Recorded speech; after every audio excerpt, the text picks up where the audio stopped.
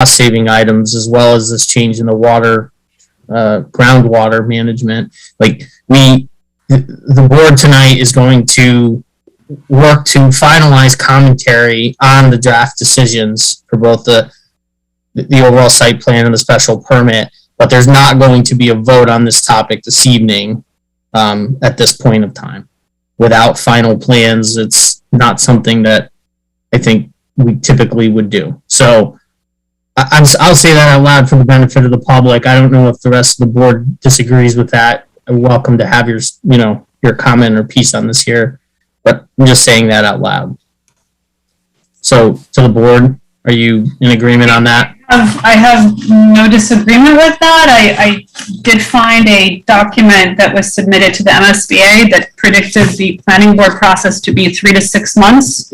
I think we're not even to the halfway point, or certainly in that time frame what's acceptable. So I don't see any issue with that. Trisha, Deepa, Lakshmi. Yeah, I agree. I agree with whatever you said, Joe.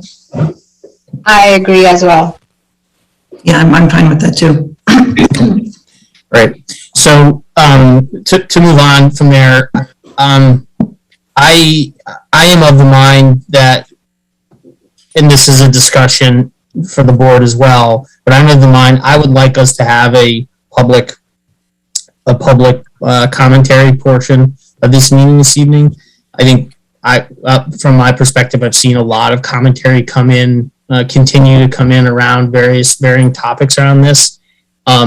So I would like to have that. That said, I would like us to have consensus around that. So to the extent that the rest of the board has feelings or opinions in either direction, why don't we just do that now?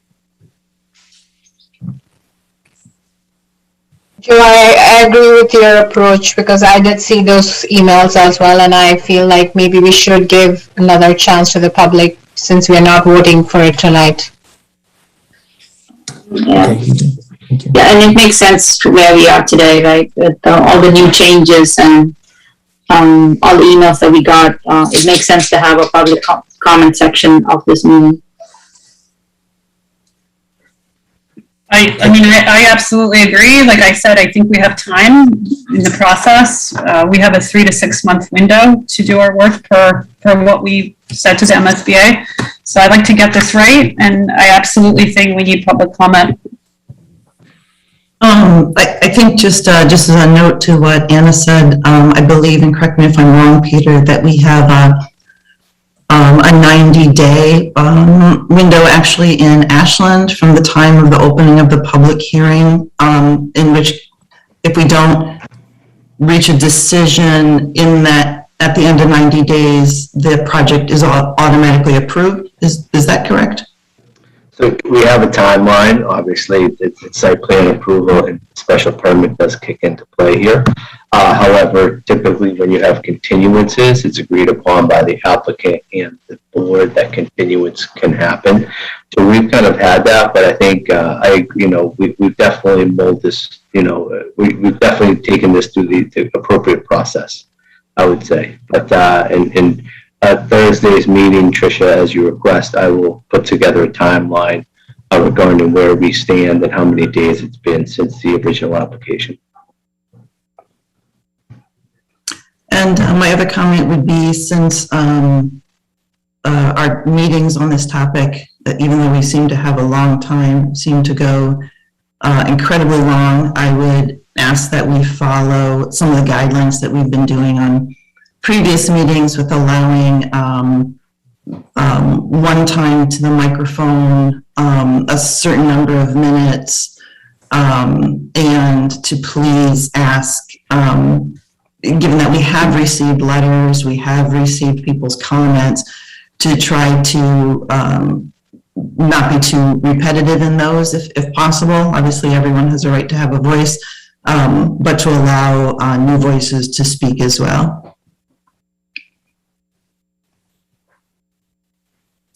Okay. All right. So it sounds like we're going to do some public comment here based on the board's feelings here, which is good. So Peter, If you could take us into that portion. Yeah, I'll organize it, Joe. I just want to say, I think at the last meeting, we took about 20, 25 minutes, and so I'll put a timer on that as well. And I think we gave everybody about 2 minutes. And so if somebody is continuing on over that time limit, I will step in and try to move them to complete their thoughts, I would say. So with that said, the first person with their name or with their hand up is Mr. Mark DeSoni. So Mr. Mark DeSoni, I ask you to unmute.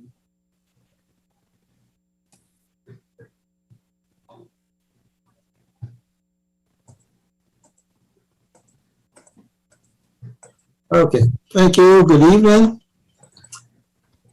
And I know 2 minutes. Mark 74-9 Hawthorne Road, Ashland, Mass. At least now I get the comment, and it's not after 3 hours of talking about a tree and gravesite. So I'm happy about that. And understanding that the town is now getting somewhat impatient about what's going on with the idea and all the changes and the budgets and all that. I would like to understand through the chairman to Mr. Let me find his name, Mr. Quillen, the parking and what happened. Has anything changed with the underground water system? Has anything changed with that? Mr. Chair, if I may? Yes, please, Mike. So the only changes to the underground system on the water recharge side were presented on slide 2. And also there might be a small tweak in the location of the underground recharge system that's in the parking lot. Jared, do you have any further detail on that? Yes, Mike, I can provide some more information. So the underground system in the parking lot is simply going to shift west with the parking lot. So really very little change to that system. I think, and the only thing I wanted to mention is that generally nothing changes with the loss of the 24 spaces. From a stormwater perspective, very little actually changes. It's mostly just change of location. So the underground system shifts to the west.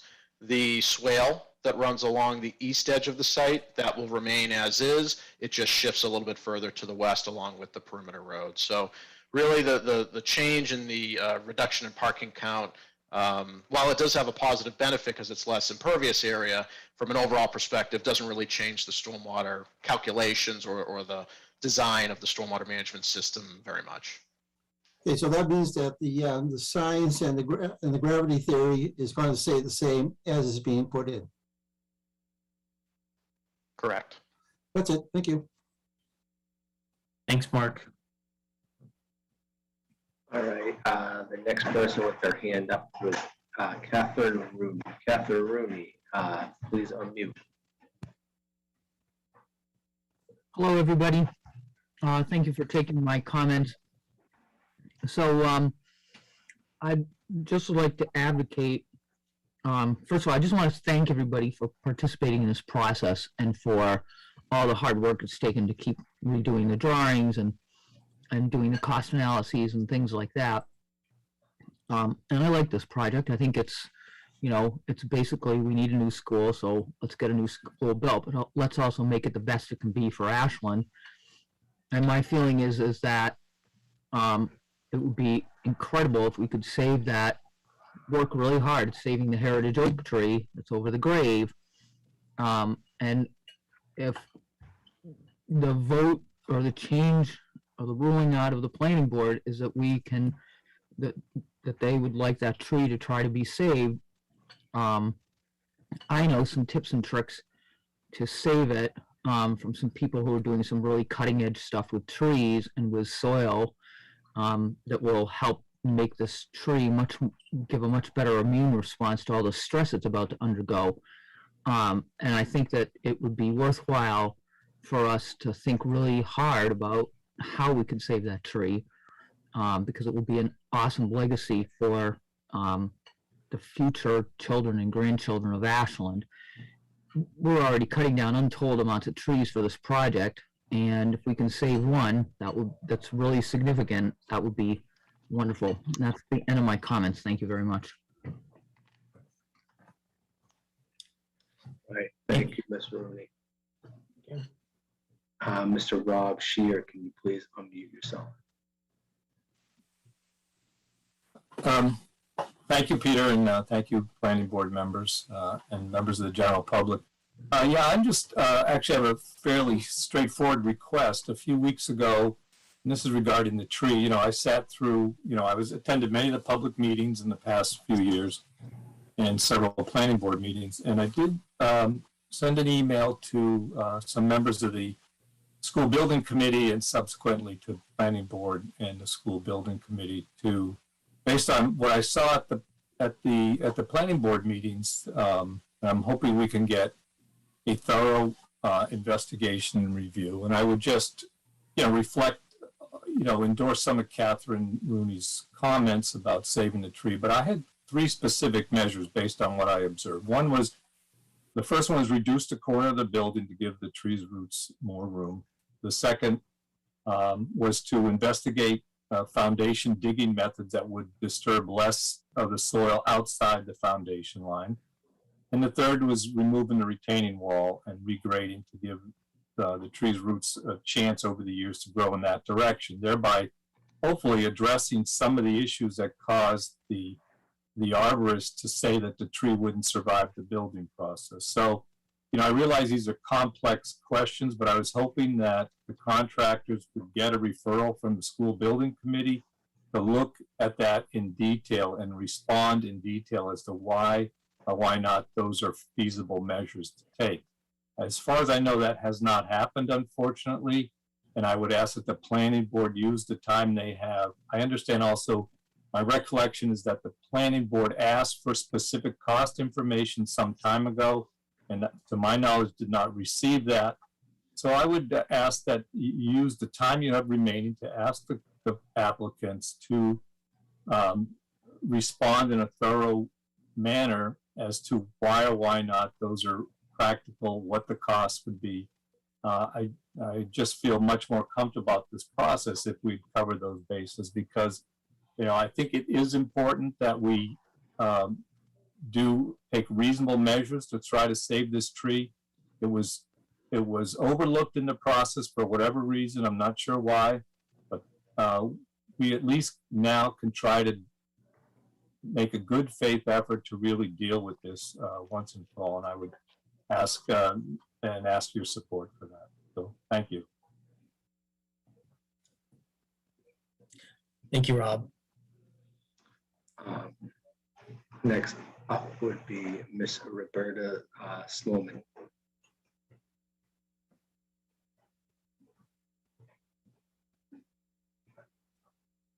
Oh, there we go. Okay, there we go. All right, thank you.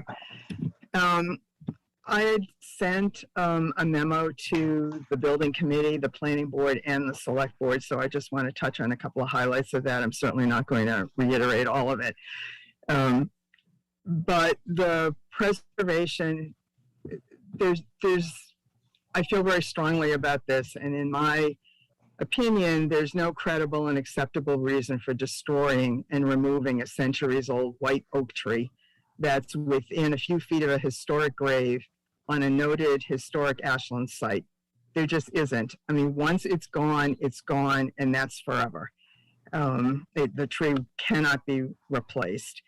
I think that, as Rob said, and as other people have suggested, we need to look at alternatives, and we need to come up with a compromise that will satisfy the building and also satisfy those residents who have every right to expect that all the options will be explored, to honor the notations and commitment that have been in the last 2 plans that state that tree will be specifically protected.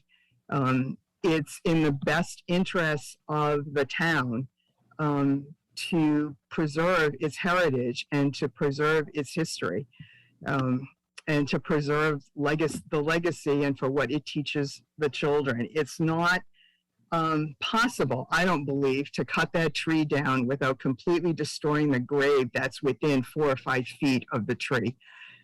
We went through this with Devil's Den, which was monumentally destroyed and made permanently inaccessible, even though when the Ashland High School athletic field complex was being constructed, we were assured that all precautions would be taken, and it was totally destroyed.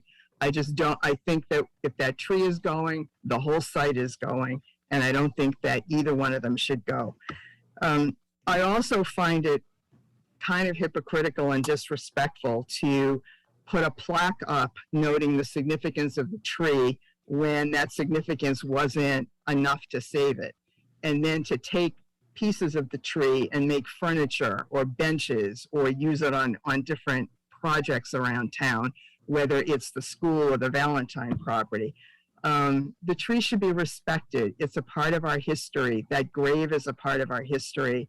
It's a small area, and they should be able to take a corner off the building or dig differently or do something that will save that for the rest of the future. It really needs to happen. And those who are working on this project have worked really hard, and I appreciate all of that. I really do. But I think that it's not just a school project, and we need to look to the broader community that also has an invested stake in pieces of this and in the historic aspect of that site. Thank you, Roberta. Next up would be Curtis Hoffman.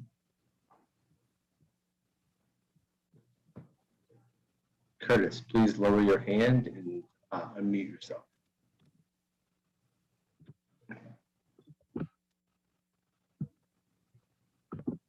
There we go. Okay. Yes, thank you for holding this hearing. I think it's important that the citizens of the town have the opportunity to comment on this project. I am here to speak in favor of Mr. Scherer's suggestions and to share his concern that we have not been provided with adequate information about the cost of preserving the tree. It's entirely possible, if those costs are not extreme, that a GoFundMe site could be found to raise the money to cover that.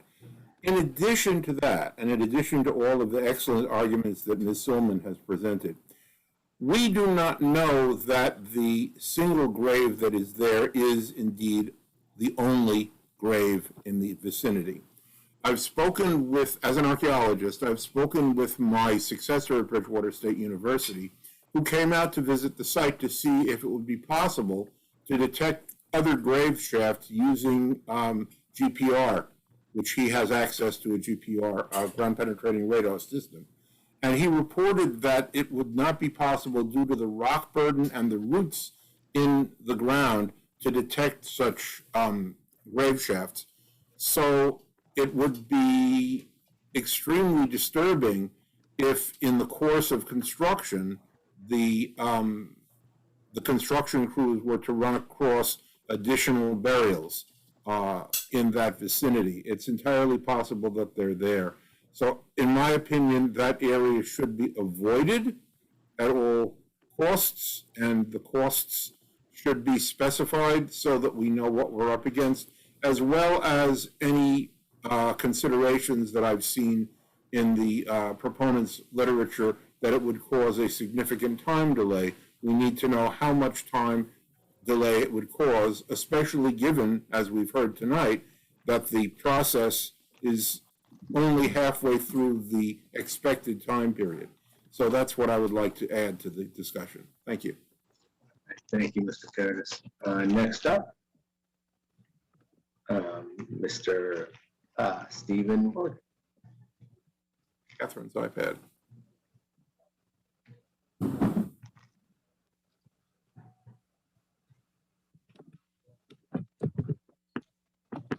So my next, Peter? Yes, you are, Mr. Morgan. Yeah, so Steve Morgan, 136 Concord Street, abutting the project. I just want to say that the reduction in the parking lot is a welcome change.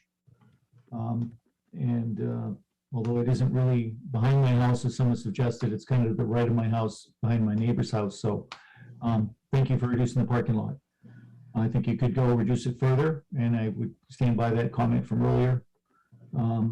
I also stand by my comment that if you're redesigning that parking lot to save money, you should be putting those trees and dividers in per town bylaws. You should be denying that request for variance. There's absolutely no reason people shouldn't know how to plow snow in a parking lot just because it's a school. And that request is a frivolous request that should be denied. In regard to the change to the drainage, I guess I would just like this board to assess whether that open pit drainage at the front of the school on the scenic road is a good move. I understand that the groundwater is a problem. It's been a problem from the beginning. And I'd like to, comment that now you have an open pit drainage at the front entrance of the school. So that may or may not be a useful improvement. It saves costs, I understand, but I'm just observing that should be discussed before it's determined to be a good decision.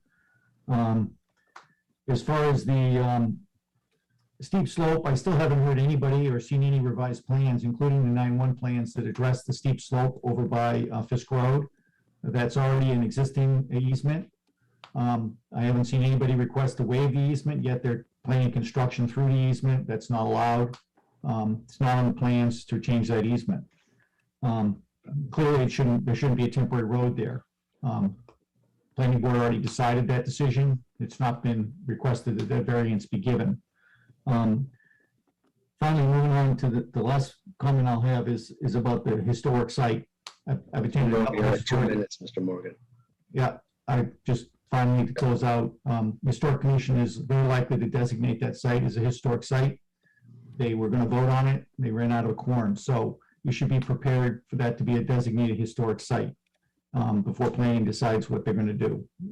There's an avoidance and preservation plan requested by the state, which has not been prepared. So I don't know what the applicant is doing. I'd like to ask that question, Mr. Matchek, if I may. What is the applicant doing to address Ed Bell's request for a preservation and avoidance plan? Thank you. Thank you, Mr. Morgan. Can we have that question addressed by the applicant, Peter? Sure, we had one more hand raised, but I will go back to Cliff momentarily. Anyone from the application team would like to answer that question, Mr. Quinlan? Sure, if I may. Floor is yours. Mr. Bell from Mass Historic did reach out and requested our protection plan for the site, and it has been provided to him. I have a message, actually multiple messages into Mr. Bell to confirm that he has everything that he requested.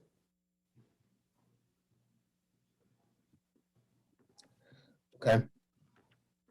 So it's been provided, and you're trying to follow up with him to make sure that he has what he needs.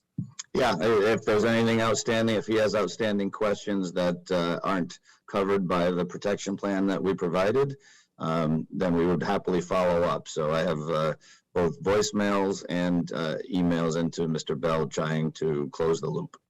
Got it. Thank you, Mr. Corman. Next up would be Mr. I believe, Cliff Wilson. Cliff, please unmute yourself.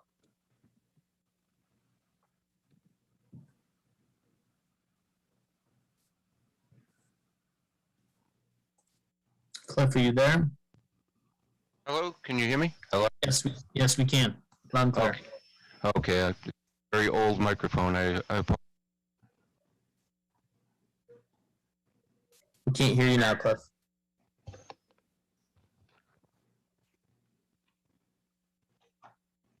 Cliff, are you there? Hello? I gotta come back to Cliff. Cliff, I'll come back to you. I have noted that you are to talk. But next up, it would be Catherine's iPad. Catherine's iPad, please unmute yourself. Okay. Can you hear me? It said you're not allowing me to unmute myself, but I think you are. Yep, we can hear you loud and clear. Great. This is Janet Platt, 11 Rodman Road. I just want to thank you for opening the public comment again, and I want to speak on behalf of the historic gravesite and the tree. And and say that if we are smart enough as a town to build an $89 million school on a pretty large piece of land, I think we can find room to build that school and preserve that gravesite and the tree, and keep it as a cool place that our community can be proud of. I like all of the suggestions people have brought forth in order to make that happen. I think we can do both, and if we can't do both, I don't think it's because it wasn't possible. I think it's because we didn't try hard enough or we didn't want to, but I think we want to as a community, so let's figure out how to do it. Thank you. Thank you. Cliff, I'm going to come back to you, and I'm going to ask you to unmute to see if you're free to talk. Cliff Wilson, please step forward, and if your microphone will let you.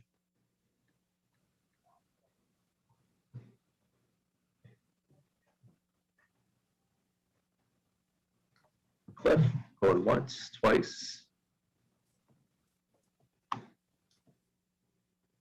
All right, Joe, I think that is the last person that had their hand up.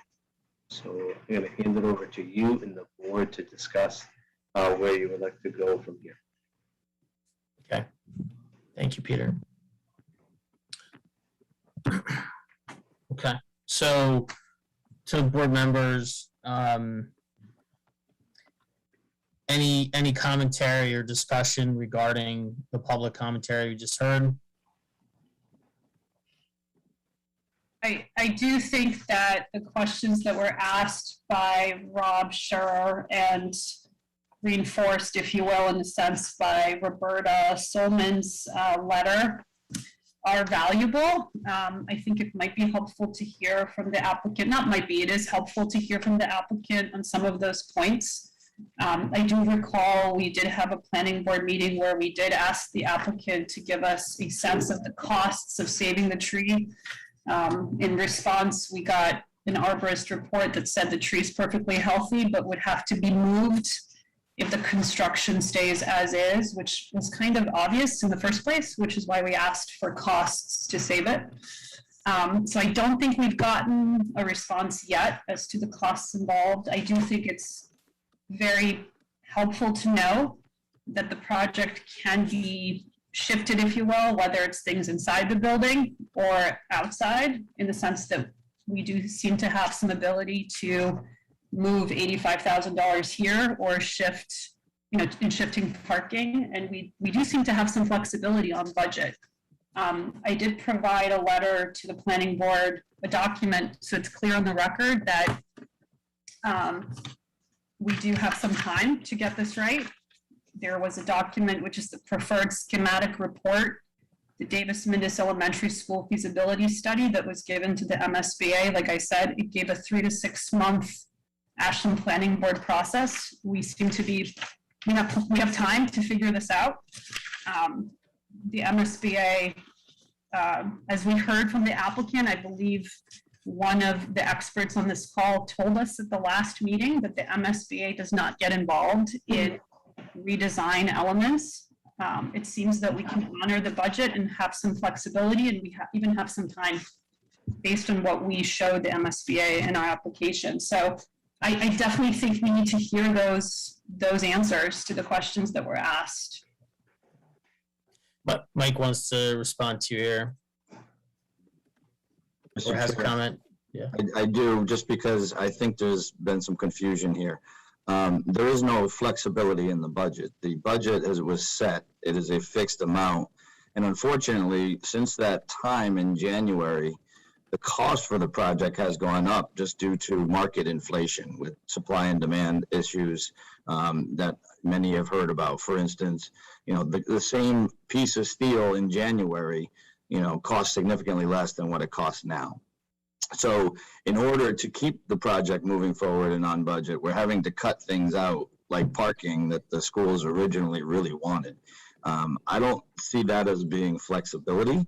What I can tell you is that any any redesign, significant redesign to move the building away from that tree, I can tell you is a minimum of a 1-year delay to the open of the building. It means moving the building further back into the woods and potentially affecting more trees behind the building, and then potentially a 7-figure change in terms of cost, because moving the building further into the hill puts it more deeper into the area where we have ledge and rock and other removal, because this, trust me, this is something that we've looked at in terms of the placement of the building.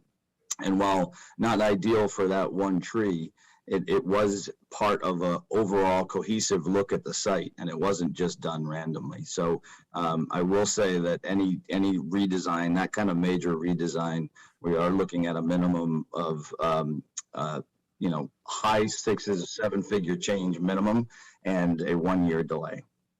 I have not heard a question from the board to the applicant about, hey, how much would it cost to move the building? I recall asking the question of, how do we can we reconfigure that corner? And I believe that's the first question that Rob Scherer asked, what the cost would be of essentially cutting or shifting the dynamics of that corner to give the tree a little bit more root space, and also investigating alternative foundation methods and removing the retainer wall. None of those things have anything to do with moving the entire building. They seem to be more about creative solutions that experts may give us a sense of cost. And I'm very curious about combining those 3 things cumulatively to try and save this tree. And I just want to know what that would cost. I think the planning board asked for that, and we have yet to hear the answer.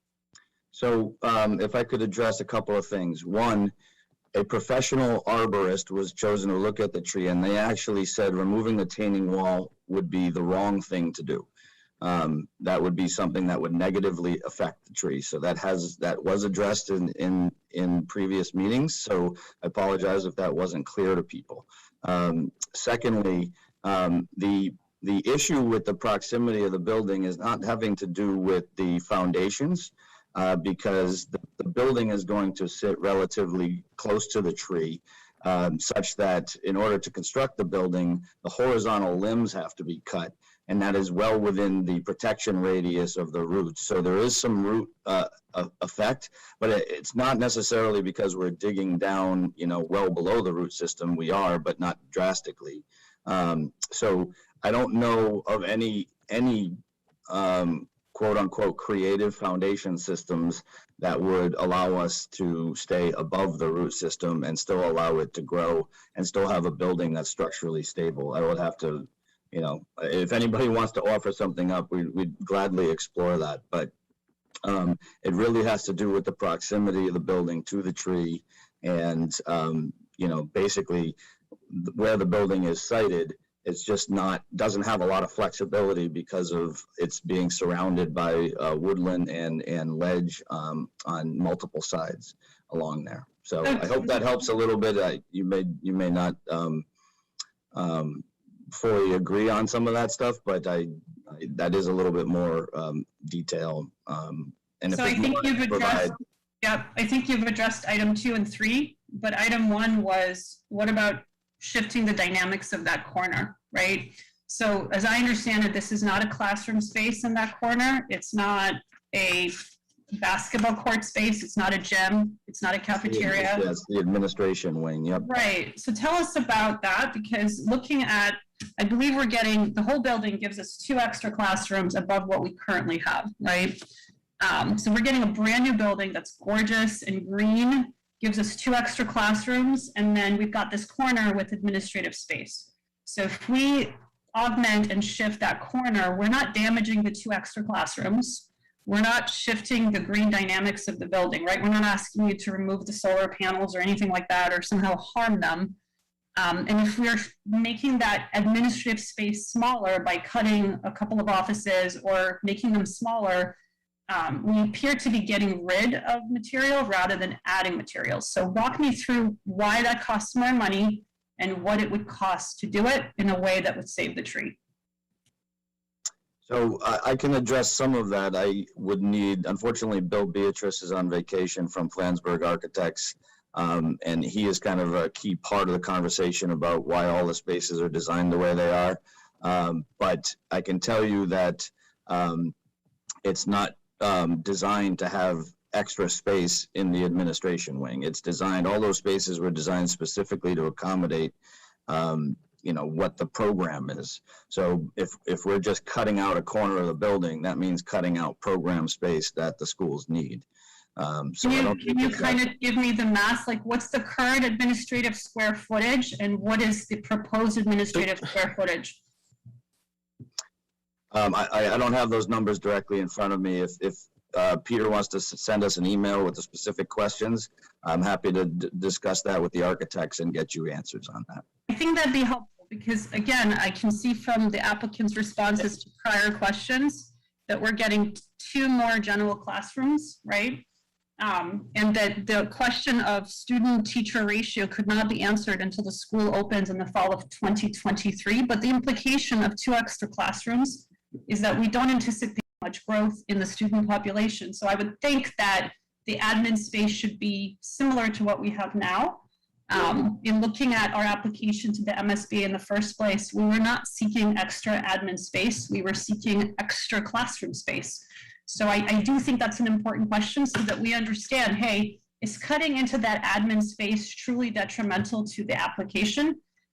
Or are we cutting into sort of extra admin space we'd like to add for those 2 extra classrooms?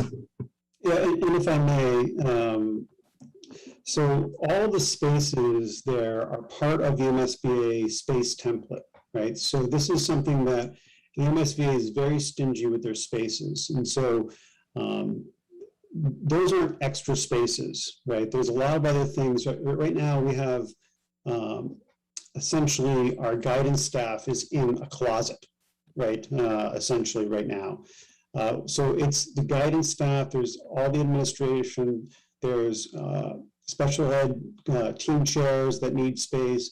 All of that is used. The only spaces in that admin suite that are not outside of the MSBA space template are the EDP office, which is on the inside, it's not on the outside, and things like that. And I think we have Claudia and Mike here who can talk more about what those spaces are going to be used for. And I can tell you it is significant to just say, let's lose admin space. I don't think that's beneficial, and it's certainly impactful to how we can deliver services to the students that need it. Do you have a sense of, Paul, what those costs would be? Why don't we, let's hear from Claudia and Mike on this. You've asked the question, Anna, so let's get the color from the folks in the building. Mike or Claudia, who would like to speak first? Claudia's raising her hand, Peter. Okay, Claudia, please step forward. I have asked you to unmute. Yeah, good evening. I just wanted to address a couple of things about admin space and just currently the conditions that we're faced with. We do have 3 guidance counselors sharing a space that was formerly the teacher's copy workroom. And so we have 3 guidance counselors in there. We are using filing cabinets with student records to kind of give them little separate spaces for some feeling of privacy. And the ability to maybe talk to students in a more private way. We currently have 2 school psychologists or 1.5 who are sharing 1 office space as well. And frequently one of them has to take students and find some location in the building, which, really there just aren't any spaces anymore. We have a special educator, for example, who said to me today, Claudia, I can't fit any more students in a small group to work with in my space. It just isn't possible. We have 2 EL teachers who are sharing a classroom to try to bring students in and work with students in that classroom. The building is old. It's when I was feeling bad for Cliff that his microphone wouldn't work because it's old. Well, there's a lot of things in our building that don't work because it's old. And we had water there a few weeks ago. you know, it causes serious issues in terms of trying to keep the water out of the building. Our custodial staff working hard to make that happen. The electricity that we have in the building doesn't support 21st century learners. I had a 3rd grade student today. Every time I go into his classroom, he overlooks the back field, and he's always excited to talk to me about the new building, and he knows so much about it. He's talking about how there's going to be, he said, Mrs. Bennett, I really don't want the building to be a spread out, this new building, because we're going to have multiple floors. He said we could go on to infinity, and then he said, well, maybe that's not such a great idea. But, you know, the kids, as a 3rd grader, if we move forward, he will be in that new building as a 5th grader. We're not looking at, you know, trying to build a luxurious building. We're trying to build a 21st century building to service our children for, you know, 50 to 100 years that they deserve. I totally understand about the tree, and it is sad to see it come down, but when I look at the original building and the original plot of land that Minda's property, you know, all those trees in the front of the school around that little pond, none of them were there when it was built, and they've grown up and flourished. And if we have to sacrifice this tree, I think we need to do it for our children. This really is about the children. And I could go on and on. I didn't prepare a list of our spaces that we are working with. Our speech and language pathologists are actually sharing multiple spaces. I have one room that has no windows, and I have people trying to figure out when they might be able to use that. I have a reading specialist who's... Claudia, do you happen to know how many spaces you currently have and how many spaces you're getting in the new building? Do you happen to know that? How many admin spaces you currently have versus what you're getting? As far as numbers, I don't know the exact numbers. What I can tell you is we have them assigned to administration, you know, or okay. What I hear, Mrs. Bennett, is that, you know, in the same way, you know, from the public safety building was going to provide our professionals with an appropriate space to do their job. It sounds like this really attempts to provide an appropriate space for these people to do their job. And it sounds like at the moment, it's perhaps not what we would want or expect for them. It's so far from what we should have for our children. You know, I worry about even the building sometimes, and whether or not, you know, something's going to go awry that will make it so we can't use it, even to the amount where we're using it now. It is that serious. It is that serious, and it's painful. You know, I want to do the right thing always for our community, and I believe that this couldn't be any more right. And to delay it because of this tree would be just terrible for our citizens. And you know what? I mean, we did have 88% of our voters who were out there. And sure, I mean, I don't know, maybe some of them would have been wanting to save the tree as well and be in favor of the school. I'm sure there were some. But I think the number one priority on everybody's minds is giving our kids the school that they need to learn in this century. Right. And Claudia, I voted for the building. I went and voted for it. I remember getting an email from Jim and that asked parents to go and vote, and I did. So I don't remember anything in that plan other than it's a funding plan. That's what I voted for. The materials that were shared at town meetings, I've reviewed those carefully. They had a tree at the gravesite. The materials that were presented to the MSBA, such as the schematic design of September 9th, 2020, specifically said historical gravesite to remain, and there was no mention of the tree being removed. So with all due respect, I did not vote to remove the hundreds of trees that are coming down behind that school, and I did not vote to remove that tree. I should have paid more attention. I never looked at that. Shouldn't we be just getting the questions answered? Isn't that what you had asked, Anna, to have questions answered that people had asked? I think maybe the debate, that's something that's for the planning board.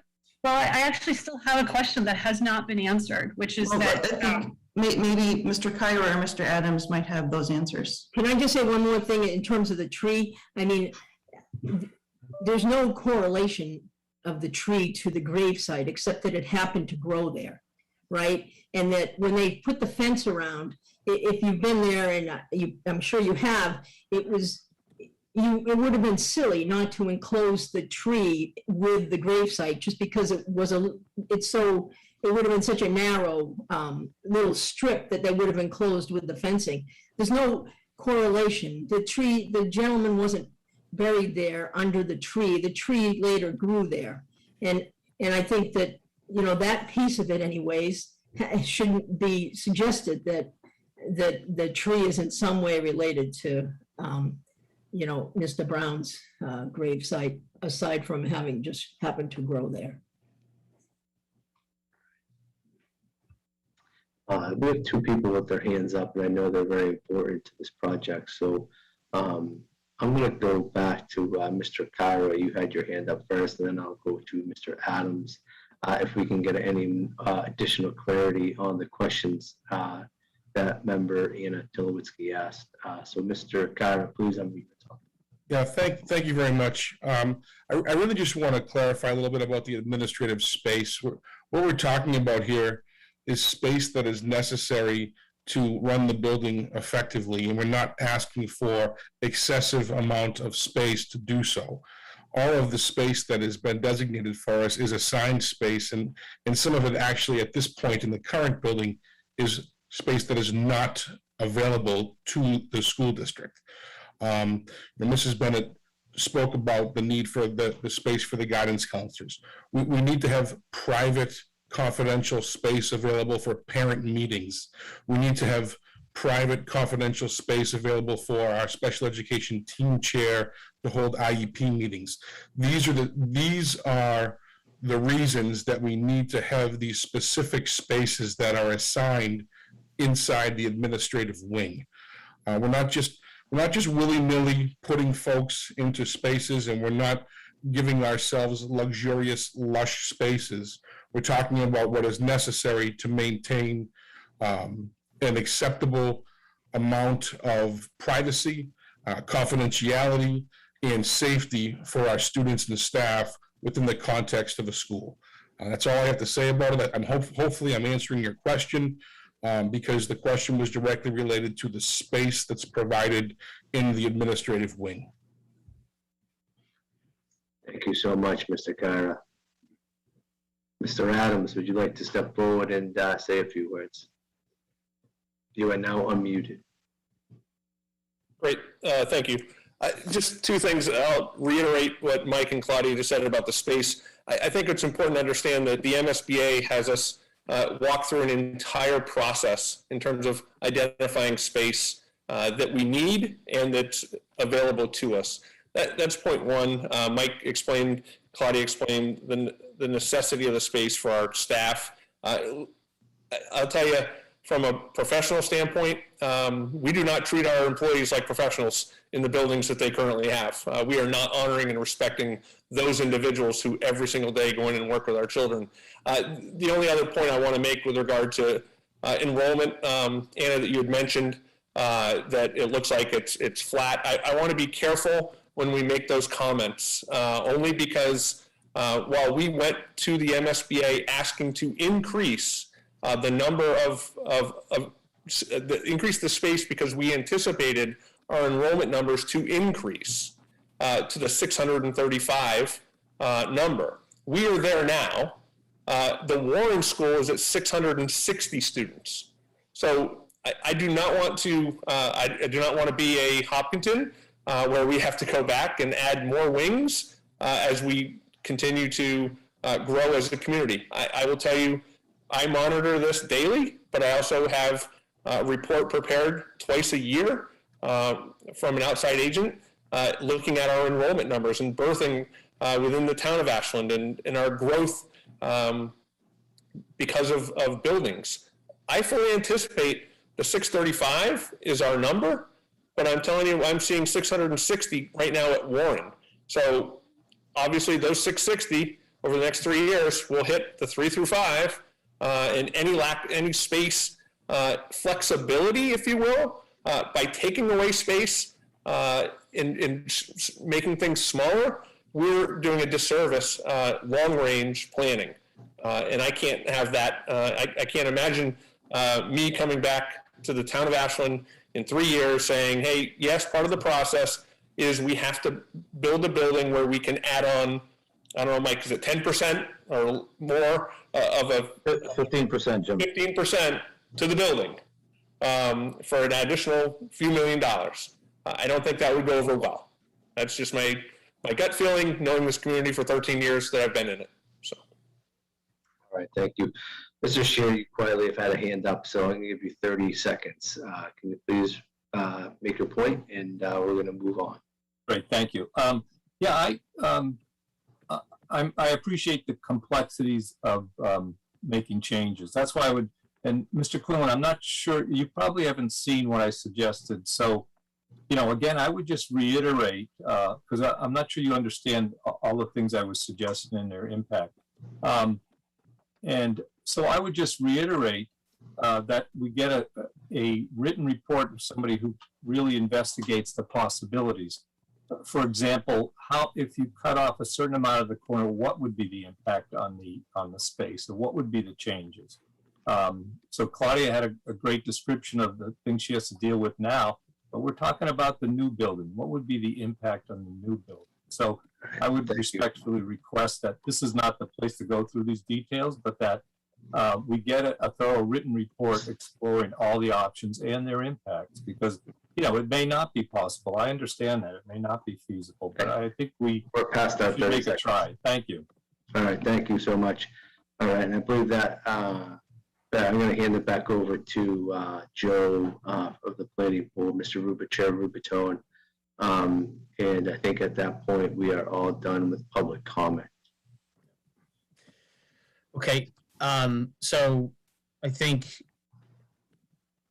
based on this conversation, is the board of the mind that we want to return to the commentary on the draft decision that we've been working on?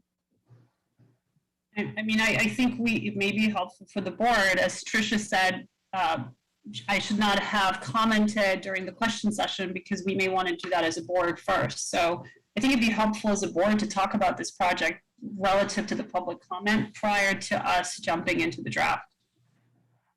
Okay. So what I'm hearing is that the data of, hey, what is the current number of administrative spaces? What is the proposed building going to give us in administrative spaces has not yet been answered. I have also heard that, hey, if we talk about this, we are getting in the way of giving the staff what they need, which is not where we want to go. We do not want to prevent giving the staff the professional space they need. To get there, it would be helpful to understand, hey, we need to give this tree 30 feet clearance, or I believe that's what we discussed in the past. 30 feet doesn't seem like so much feet that we would destroy the professional space needed. And so I personally would like some data that we asked for before, which is that what would it cost to augment that corner to give the tree that clearance? Part of that response might be, hey, not only would it cost X amount of dollars, again, not to move the building, but to augment the corner, but part of the response might be, hey, we have X amount of administrative space now. The new building as proposed would have Y. If we invest this amount of money to give the tree 30 feet, we're cutting into too much of the administrative space that we need. I mean, I grew up in the former Soviet Union. I sometimes have to think about what a meter is versus feet. I believe 30 feet is not so significant that we would be cutting the admin space in a massive way to prevent professional services. Okay. So to summarize that, Anna, you would like to request additional information, additional analysis. That's where you are based on. I'm exactly where I was a couple of meetings back, where I thought we had consensus as a board that we would ask the applicant to come to us with a cost assessment of what it would take, not to move the entire building, but to give the tree the clearance it needs. To me, that means augmenting that corner. We asked for it. All we got back was an arborist report saying it's perfectly healthy, but if we don't change anything, if we don't augment anything, if we don't spend any money, it's not going to do well. That's not what we asked for. That's all I'm asking for. I'm not seeking new information. I'm just seeking what we already asked for. Oh, go ahead, Joe. So I do think we asked what was the cost from an arborist or otherwise perspective to save the tree. And we got a report back from an arborist that said the tree is in fine health. However, the tree is not savable with the building as described. So we didn't get a cost estimate because it was the arborist conclusion that with the building as set up, it was not savable. For if I'm summarizing it, that's how I recall that dialogue and discussion. But that's my recollection, right? I agree with that recollection. I'd also like to say that throughout the course of this discussion, we have just determined from this meeting to the last meeting that value engineering is already happening with this project, so that any change from where we are now, any redesign, there's a price tag on it. And that price tag means that something that we are trying to give the kids in Ashland, not your child, because she's already grown out of the school, not my kids, because they're already grown out of the school, but the future kids of Ashland, we're going to be taking something away from them, or the teachers, or the administrators. So that's just the bottom line right now. And I also think it's important to say, while we have the speakers on this call, obviously, that have come out in support of this tree, that is not necessarily the view of the whole community. I mean, I, for one, I don't think this tree should be saved. I think in a way, I think I shouldn't say even in a way, I think this burial site can be given a much more beautiful, honorable, respectful place by taking down this tree, which, yes, it's an old tree, you know, not as old perhaps as we first thought. But my word to describe this tree wouldn't be beautiful or majestic. It's unfortunate. You know, it's unfortunate that this tree wasn't a tree planted in the round where it could have branches all the way around. It's unfortunate that probably when the old Minda School was designed, that was kind of blocked into this concrete. It's unfortunate that somewhere along the line, some of the lower branches were cut off for whatever reason. Maybe they were down into a loading dock or something. You know, I don't know. There's probably no record of it exists. So while I've been hearing about some people here that want to save the tree, there's also people out there that, you know, and probably I would say I would guess, at least according to the people I have talked to and the letters that we received, that just want the school. They're not looking for a tree. They're looking for the school. And any delays in this thing means, you know, we're out a year. We're not out a few months because we wait for because we have this little gap of time with the MSBA. We're out another year because we need a summer to, you know, that's factored into the time to get this school built on time. So we can alleviate the problems that are there. And that adds more costs. You know, what is the cost for a year to, you know, both in terms of the environment, in terms of energy, in terms of cost to run the old Mindas for a year? And what's the cost savings to run the new Mindas for a year? There's a huge cost savings there. And I just think that well, I agree. Like I said, I was on the sustainability committee. I am LEED certified. I have a certificate in sustainable design. I like trees as much as everyone else, but this is a tree. It's a tree that we're talking about here over a whole site. And I think we're really losing sight of the big picture here and what we are trying to create for this community and what we would be taking away through the process of trying to save this one tree, which I would rather plant, as we have talked about, a specimen oak tree in a location nearby this burial site, protected and with a space where it can grow for however long, right? Hopefully for hundreds of years, but in a space where it can thrive. I would rather see that. I don't think it's a dishonor at all to take this wood and make it into something else. That's one person opinion. It's certainly not mine. So I just think it's important to understand that there's a lot of different attitudes and thoughts about this tree and what's honorable and what's not. And Tricia, I agree with you that there's a lot of different opinions, which is why, you know, I'm personally thinking about this project on balance, right? So I agree with Jim that we don't know about our growth. We really don't. So I was surprised when I read the August 10th letter that we got as a planning board from the experts here, that the new building would only give us 2 more general classrooms, right? That was surprising to me. So when I think about this project, I think about balance, and I do think about the kids. Even if my kid is in high school, I am thinking about other kids when I'm concerned about the trees, because we're not just removing one tree at a historical site, which to me is absolutely part of the historical site. We are removing, from what I believe, at least 500 trees behind them. I'm afraid that number has been brought up before. I think in one of the late July or early August meetings, and right away the applicant said that number did not come from them. And so I'm not sure why we continue to use it. So I'm not, that number seems to have so maybe we can clarify.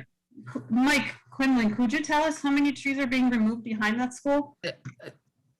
I cannot at this time. We haven't done a full tree survey, but I can tell you the 500 number is extremely high.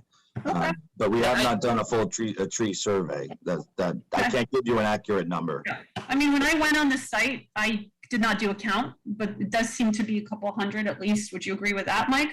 I mean, it really depends on how we're qualifying them. You know, is a 1-inch caliper, you know, little sprout considered a tree? Yeah, that's where it gets fuzzy, and I don't want to say something and then be held to some sort of standard that may be different than what I would consider a standard. I mean, I don't, you know, I think the tree count is not necessarily relevant. I mean, the punchline is this site is going to be under construction. It's going to have people on it. We're going to cycle the kids out of one school and into the new school. Absolutely. It's been really thoughtful. And I don't think anybody wants to cut down trees, whether it's 500 or 300. Right. But the point I was trying it's to... a LEED certified building, right? We're going to... And also, I think there was a comment made that the number of trees, they're going to put more trees than they're taking down, right? So I thought that was one of the questions I had asked, like, did you have a count of number of trees that you're taking down and how many putting? They said, for sure, they're putting more trees back, planting more trees than they're taking down. So I remember that comment very clearly. Not that I had a number, but I know that was so. Right. What I'm hearing today is we don't have a final count of what we're bringing down. So I'm not sure we know that as a data point, that it's more. Can I ask a procedural question? I know we're all talking about this 90 days, 3 months, 6 months, right? So suppose we all, as a planning board, decide, okay, we're going to figure out what the cost is.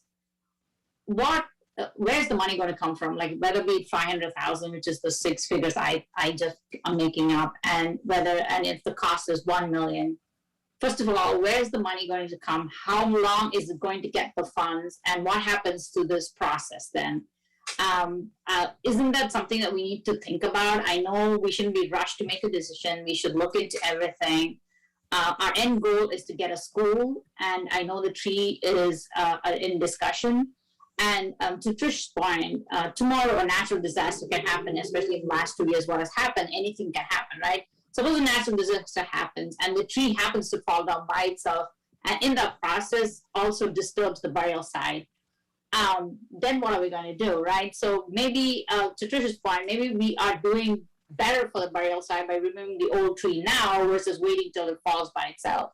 And I think we discussed in the 826 meeting that we would do a showcase tree, put it somewhere else, right? So again, I just want to address, like, what is the procedure? Suppose we decide, okay, we're going to go research what the cost is. If it's 500,000, where are we going to get the funds from? If it's 1 million, where are we going to get the funds from? And how long it's going to take to procure those funds to make this happen, right?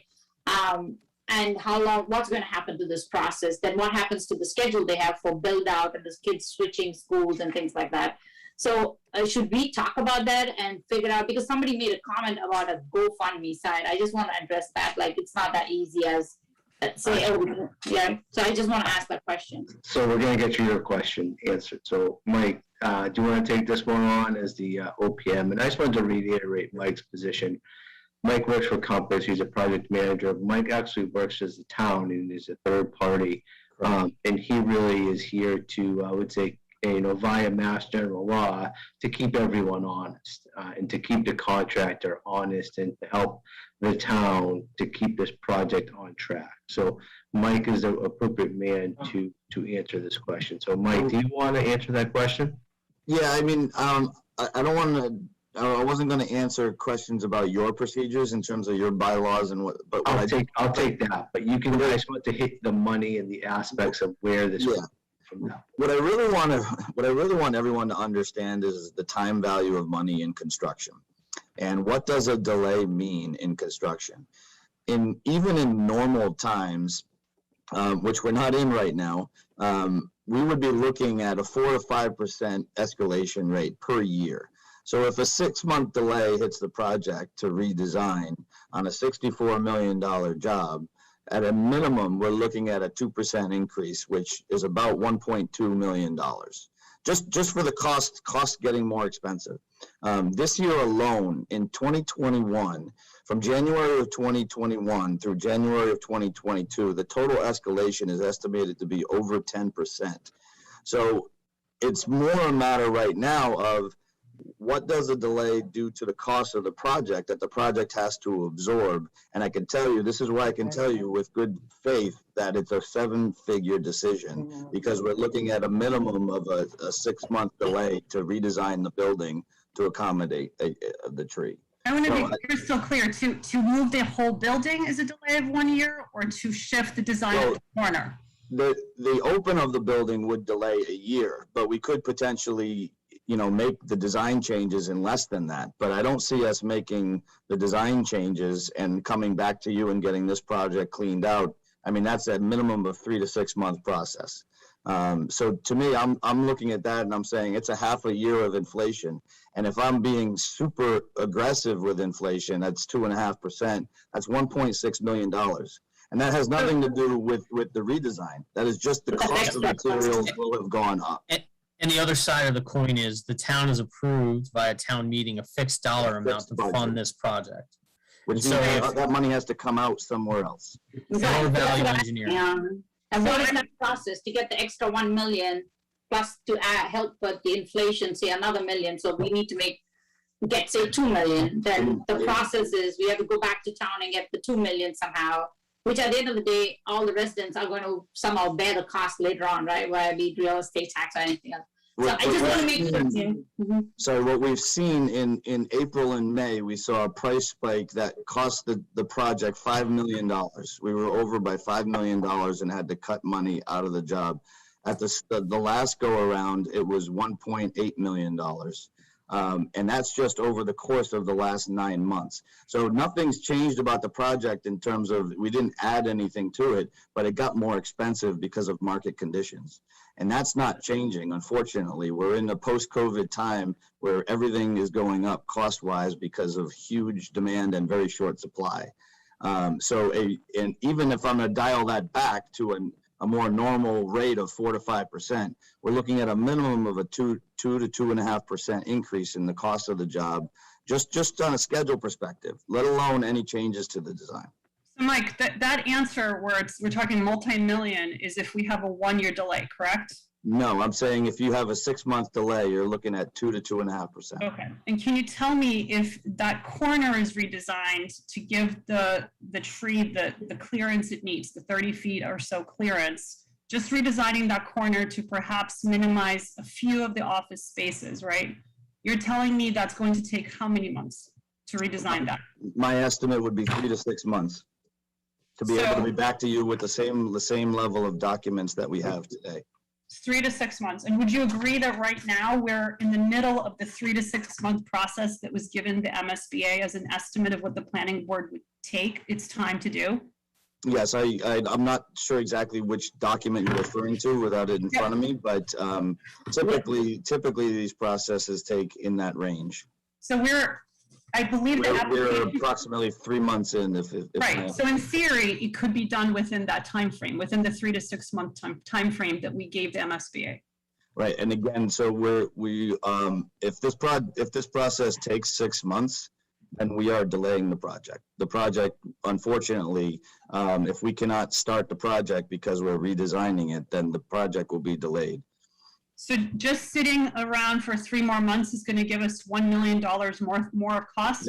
No, that's not what I'm saying. What I'm saying is the project was designed, is currently slated to start site work at the end of November, early December. And so if we are redesigning the project, that will not happen. So the total delay, I would need Flansburgh and their engineers to all go back and redesign the project and re-engineer everything. And we would need to get new cost estimates to make sure we're on budget. And that doesn't account also for the fees for that redesign that we would have to pay our designers. Okay. So then I think, okay, let's come to this point. So it's money. There's a cost associated, right? So I'm an auditor, I'm an accountant by profession. So let me ask you. So there has to be a materiality threshold. Like how much are we as a town willing to afford to save the tree, right? Is it 500,000? Is it 400,000? Or is it 300,000? Right? So does anybody here have any kind of estimate as to how much how much should be the cost to save the tree, which the town can bear and still go ahead with the building, right? Does anybody have I don't know, because is saving the tree and spending $500,000 valid when we're disturbing a school, which is something for our kids for the future, right? So I'm just trying to figure out where that threshold, where that materiality threshold is, where. Again, the town has a fixed dollar amount approved to build the building, right? Right. So if the board as a group, as a consensus, feels that it wants to go down this path and explore this, it is going to take some number of months, from 3 to 6 months. Costs will rise by probably $1 million with inflation, with maybe more. And what happens? But that's not what Mike just said. He did not say $1 million. That's not what he just said. He said 6 months, $1.something million just for the Anna, even if it's materials and the delay. 500,000, yeah. Here's the Even if point, it's though. 500,000, It squeezes, it forces value engineering. Okay, well, we're short $1 million. We're short $1.5 million. We're short 500,000. Now we have to go back in and trim out $500,000.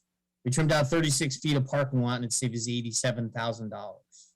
So finding, I'm just saying that we do squeeze down via value engineering, right? If there's cost escalations, it's going to be funded by value engineering the existing facility, unless the town has another town. I think that's understood, right? But I'm still not hearing what that dollar is. I understand if we move the building and we're delayed a year, we're looking at least $1 million. What I'm hearing is Mike is not able today to tell us if augmenting that corner, what the cost would be. I don't think we need to hear those numbers. I mean, I think we get a sense. That what the delay is going to cost of any kind of delay, right? We have a sense of that, right? I don't think we need to know exactly what the cost is to then realize how much of the building that we're hoping for we're going to have to gut in order to make that happen. So we're getting stuck on one issue here when I thought that we were going to be in this larger discussion about conditions.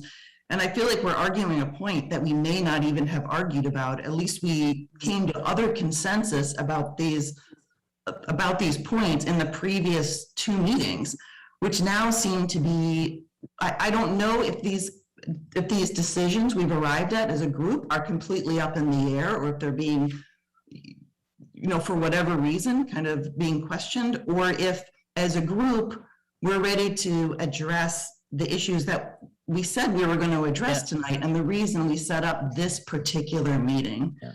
I mean, I do want, like, from a timing perspective and from some of the commentary, if I step back, Tricia, like, I understand your point. It feels like we're out of sync process wise, but if I step back and I look at this is what I see. There was a great deal of commentary from one side of the discussion on this topic early in the first 3 to 4 weeks. We heard from a lot of people, and it was pretty consistently in this bucket.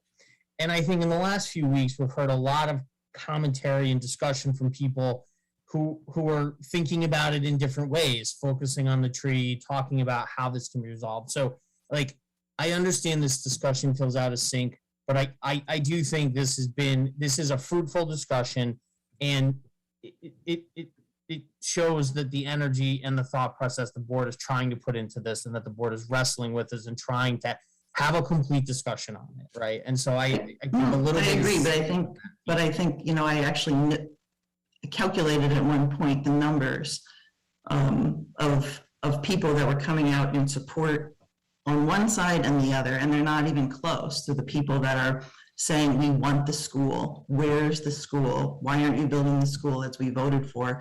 When those letters came in, but even the recent numbers we've got, which hasn't been extensive, it's been a handful of new letters, isn't even close to being outweighed by the voices we heard about save the school, which makes a lot of sense given how the vote went. And so I'm wondering why we're going so far down this road. I feel like giving voice to a very small minority.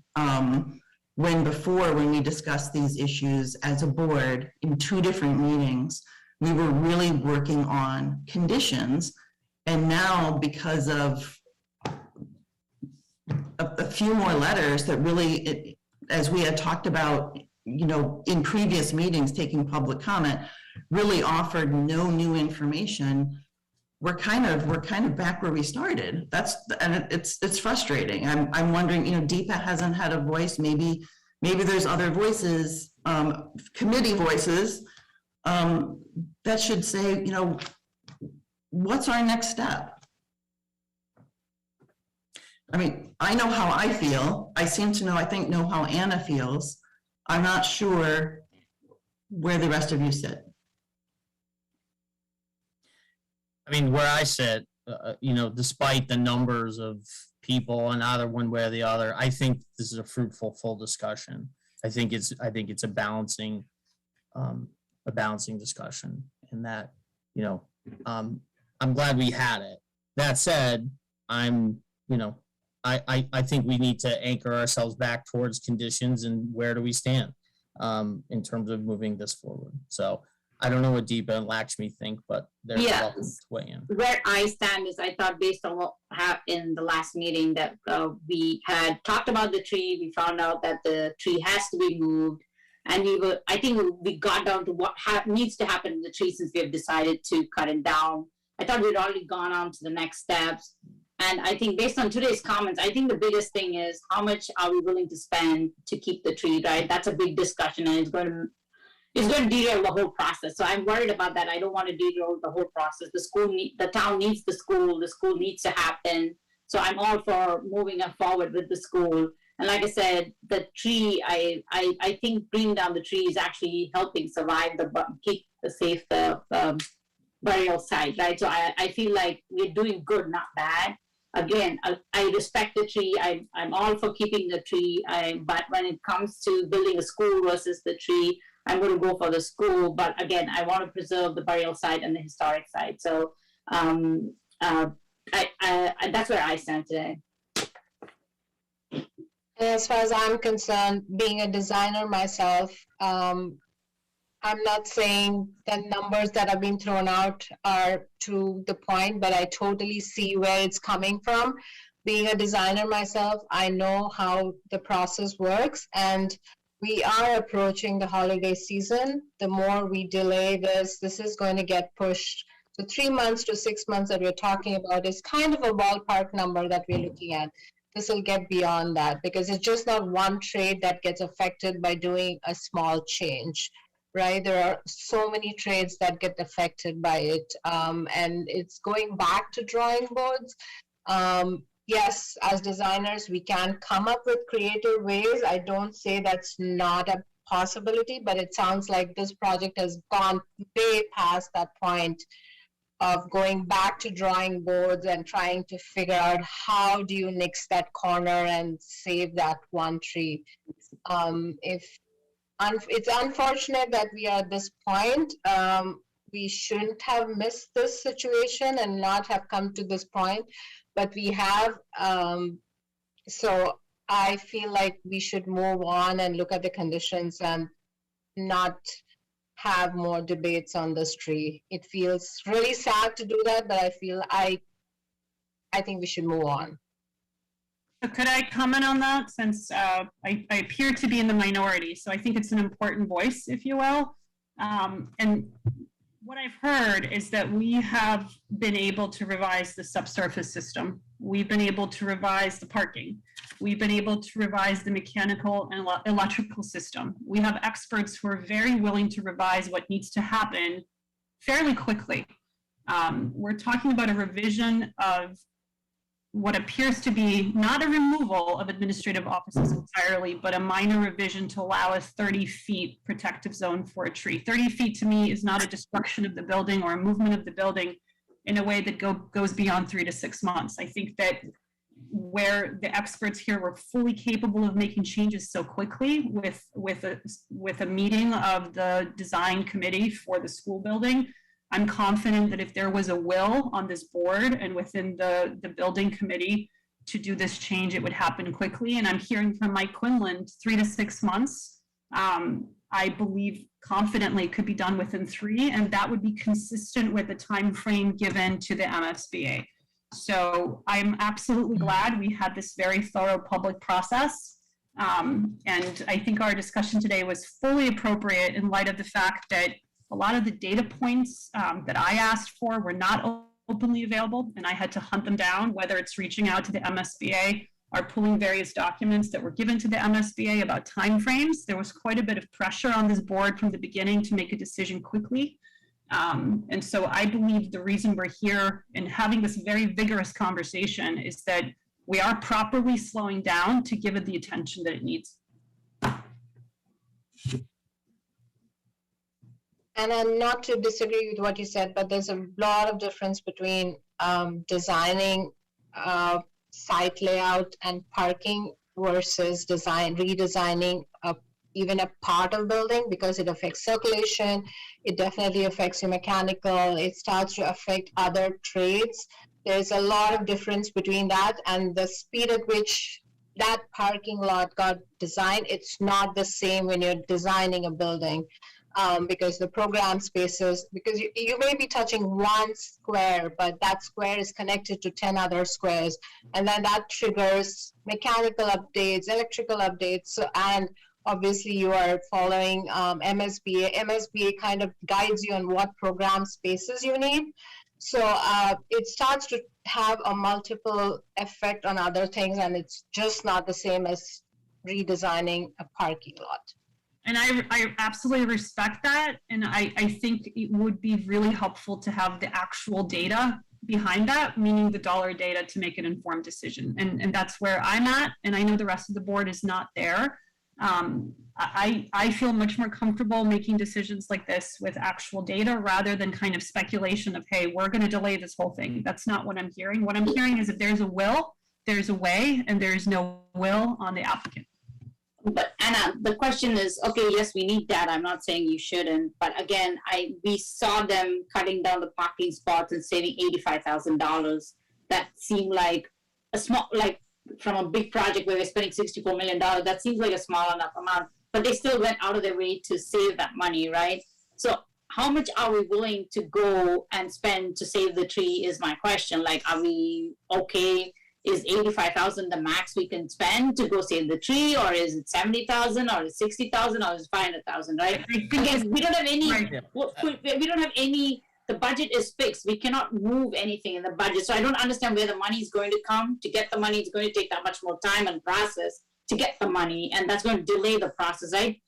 And by delaying the process, we're adding more cost to it. It's not going to just stay fixed, right? So that's what is making me worried. Like, to save a tree, we're trying to do all this, but in that process, we're adding on cost and eventually postponing the building of a school that is more important, right? That's the big picture. That's what we want happening, and this is being the hurdle that's stopping us from doing is this tree, right? So I don't want the tree to be the sore spot in our process, right? So that's what I'm trying to say.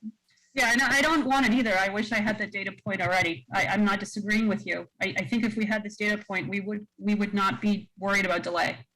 And I personally thought we asked for it. I remember a discussion where we talked about, hey, this, if we care about this, we can look into the cost. Right. So I did expect more earlier.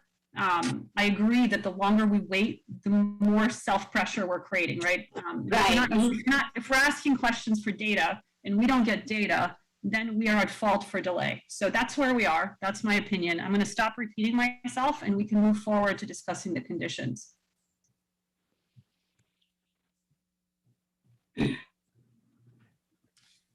Okay. I will add that if this was a private applicant, I believe that we would get this data point. And I do feel like the MSBA process is being inappropriately used to argue that we are going to delay things if we get this data point, and that's directly contrary to the time frame given to the MSBA in the preferred schematic report of May 6, 2020, that gave this board 3 to 6 months to make its decision. And we have plenty of time, but we're being told otherwise. I don't think that's what it's about at all. I think it's about knowing that we would like to have a school during a certain time period for the town. So I think it was determined that we're ready to move forward to actually talk about the conditions. I think all the information that we have regarding the tree and the opinions about the tree are out there. And they're varied even among the committee, and that's fine. But it's I think we can take a vote among the 5 of us, but I think it's time to move on. Yeah, Trish, I think we're going to talk about the decision. I think that's what we're doing. Well, where would you like to start? Yep. So, Peter, would you share the special permit decision draft, please? Do you want to bring it up on the screen? Yeah, it's probably the easiest way, correct? Sure. Give me 2 seconds.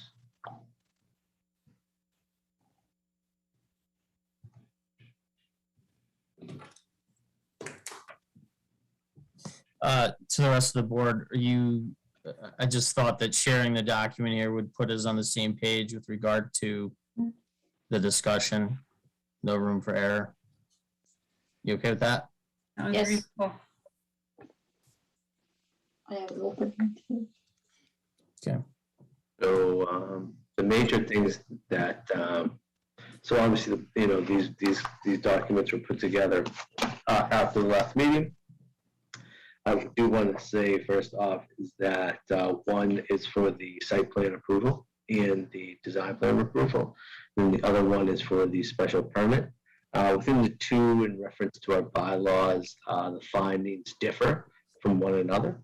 And so we can kind of go through the findings, and then also the conditions for each each decision are the exact same. And so these decisions have the exact same conditions, and they also reference the exact same documents that have been submitted to this date, and then will be updated when the new revisions have been submitted, which I believe are scheduled to come in digitally Wednesday, and then with a hard copy coming into the office on Thursday, which would be available to the public.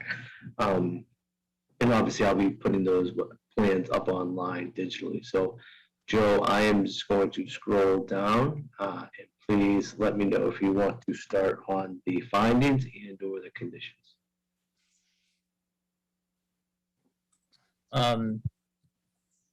Let's do findings first. It should be fairly.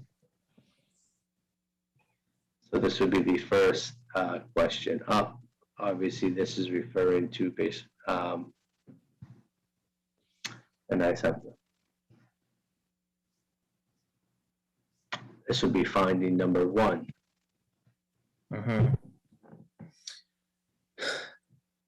any specific commentaries on fact and finding one? I guess more broadly to the board who overall, do we believe the facts and findings, we have any specific items to discuss on the special permit in facts and findings? I didn't find anything. Tricia, Deepa, Anna? Could we just kind of scroll through to make sure? I don't think I have anything to the facts and findings, but can we kind of slowly scroll down since we're sharing the screen? Yep. I said the move. Number 2, I'm going to bring up the 2 clear in sight. And please let me know. I'll hold 15 seconds and then I'll keep on scrolling.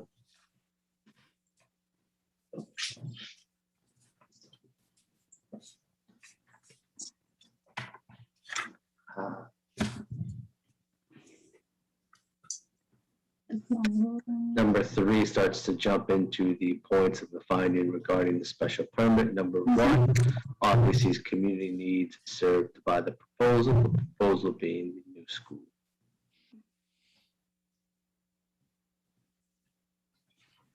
I think the only thing that we had highlighted, or that was highlighted in here, was in point B, the 255 parking spaces, but we already, which is obviously changing, but we have that as a maximum of 255, so it doesn't even need to be changed.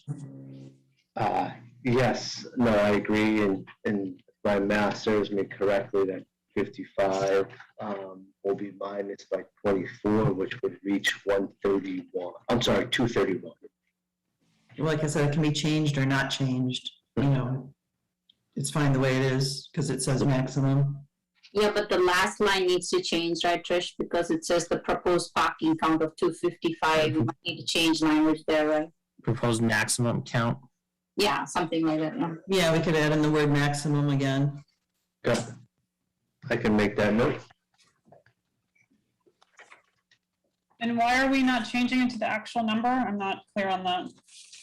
I guess just because we were fine with 255 before, it says a maximum, and so instead of having to nickel and dime this, if things change, we're fine with where it is, what we originally agreed to.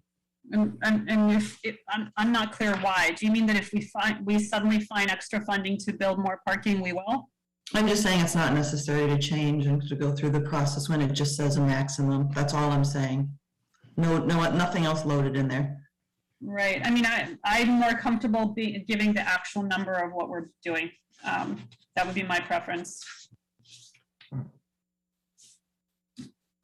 What do other people think? I mean, the decisions, we're going to have the final plans with a final count when we approve it, right? Mm-hmm. So, like, I understand your point, Tricia. It works, but if we have the number, why not put it in? So, Mike Quinlan, what is the number? I don't know if I have that in front of me. Jared, do you have that number, what the final count is? I don't have it in. We can get it to you before the final vote. Okay. Okay. I can, once the plans are submitted, I'll work with Mike and nail down that number. Okay, moving on, section findings 3C, adequacy of utilities and other public services. I see no issue with that. All right, thank you. Anybody else? No, all set. Going once, twice, moving on. D, neighborhood character and social structure.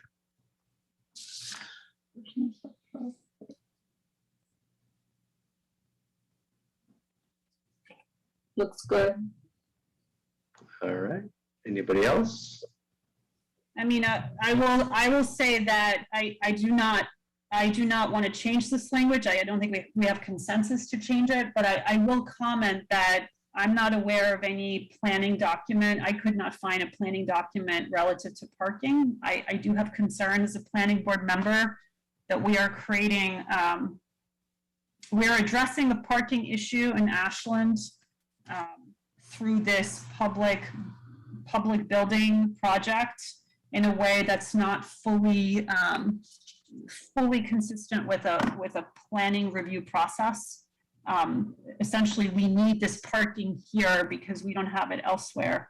And I don't have any changes to this paragraph, but I do want to comment to the planning board that in the future, it may be helpful for us as a planning board to revisit the planning issue of parking in the community and how to address it better for the community so that we're able to structure future projects, public projects, in a way that does not require cutting this many trees to give us parking.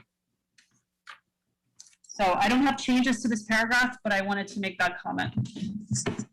Add it to the agenda for our retreat, maybe. In other words, we're getting 2 extra classrooms, a brand new building, and hundreds of parking spaces that could have been addressed through better planning documents from this committee.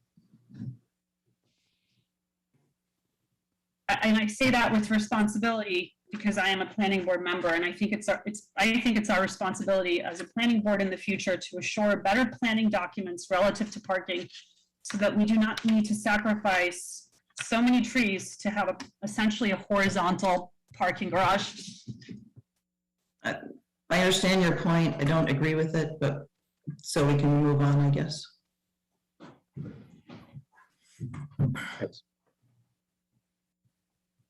Next point, impact on the natural environment. This splits 2 pages, so I'm just going to show the first sentence. Impacts on the natural environment, including wetlands, shall be reviewed and permitted to the Ashland Conservation Commission. Furthermore, the second paragraph reads, upon review by the planning board, the site does contain sloping terrain. Excuse me, I have to let somebody. And grading alteration to the existing topography will be necessary. The planning board makes the finding that the applicant has completed the highest professional level of site planning and building location relevant to the geography in an effort to minimize impacts to the natural environment while introducing stormwater best management practices to the site.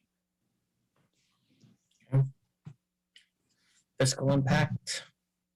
So with both the impact on the environment and the fiscal impact, again, I don't have any proposed changes. I don't think we have consensus to change anything on this, but I will comment that Lakshmi made a point. It's her understanding that we're going to plant an equal amount of trees as those that are coming down. I'm not seeing that reflected anywhere in the decision. If that's the understanding of the board, I would like to find a place to find space for that, since it relates to the impact on the natural environment.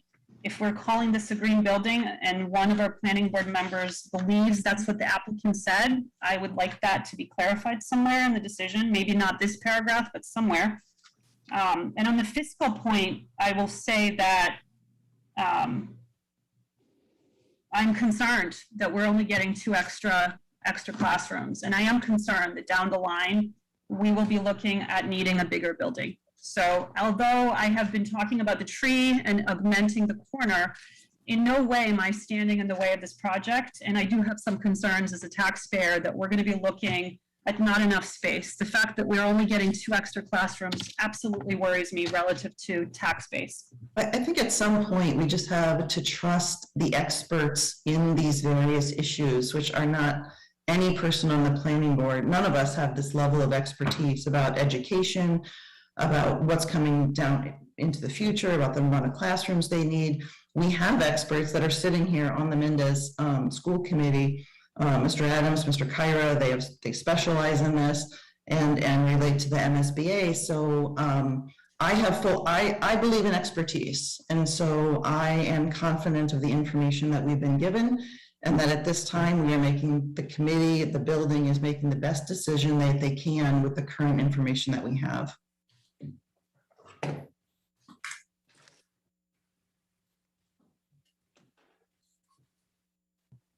I hope you're right, Tricia. And I should clarify, I'm absolutely trusting the experts. I reviewed the letter from the experts indicating we're only getting 2 classrooms, and I heard Jim say today that he's not able to say definitively that we're not gonna have more kids or need more classrooms. So I think my opinion here is directly consistent with the expert's opinion. We don't know if 2 classrooms is enough. So I don't think my concern is left field. All right, just to get back, is there any proposed changes to this paragraph? No, I do not have any proposed language. I wanted the commentary to be there because it is a public record on a massive $85 million project. So in the future, we need more classrooms. I want it to be very clear on the record that I'm concerned about this. All right, and obviously your comments will be part of the meeting minutes that will be produced. Okay, moving down to number 4 under the special permits, and we can continue on to review that. I don't have anything on number 4. I think number 4 is good in light of the fact that we're making this decision contingent on the Concom approval. So in light of that contingent piece, I have no issue with number 4. Peter, the contingency on Concom is not, is that also in the special permit, or is it just in the site plan? No, it's contingent in both, Joe, and I will double check that. I mean, the earlier paragraph references that, but yeah. Yeah, and I can tell you that right now, you know, the site, the project team is right now working in front of the applications with the Conservation Commission. The Conservation Commission is will be receiving the same updated plans from the project team late this week. And also, you know, all information that I get from our third-party review engineer through GCG is being shared with the COMCOM. So COMCOM and our agent Megan DeSalios is presenting all information to the Conservation Commission from a professional standpoint. Okay, the decision reads as follows. I mean, this is the future. We haven't voted, so. Correct.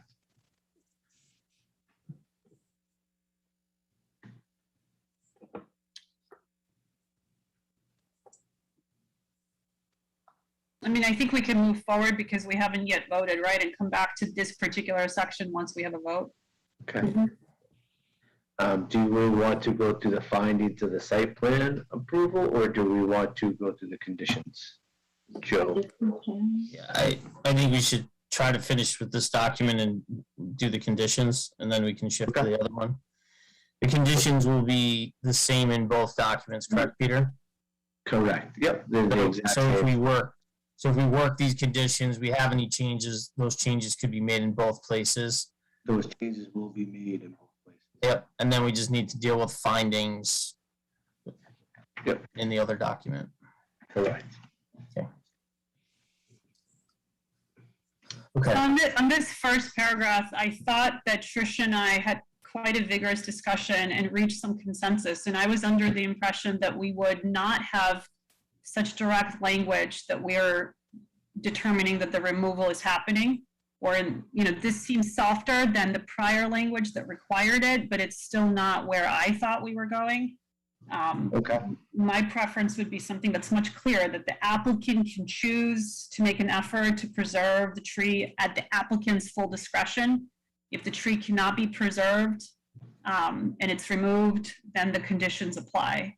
That's where I'm at, and I thought we were heading that way, and this still feels to me like we're saying, hey, remove it. It still feels that way. Well, the sentence about finding a means of preserving the tree is the last sentence in the first paragraph. So given our extensive discussion about this condition 2 meetings ago, where we kind of landed on this verbiage, I felt that it was, that this added in your concern without completely rewriting the condition as we had discussed it 2 meetings ago. So I think the way I phrased my concern was I wanted the applicant to have full empowerment to do what the applicant has discretion to do. And I think that's happening in the last line. Would you change the last line to? Right, but you're putting that on us in the first sentence. You're saying the planning board is deciding it's in the best interest, which is not what I thought where we were going. Again, I believe that the responsibility and the power to remove it should be with the applicant.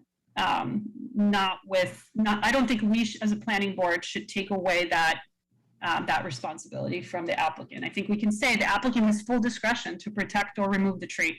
And if it's removed, here's what happens, right? The way it's phrased now is we are making that finding, and I'm not, I thought we had discussed this, and I'm not delighted with this language, is my point. I'd like to hear what other planning board members think.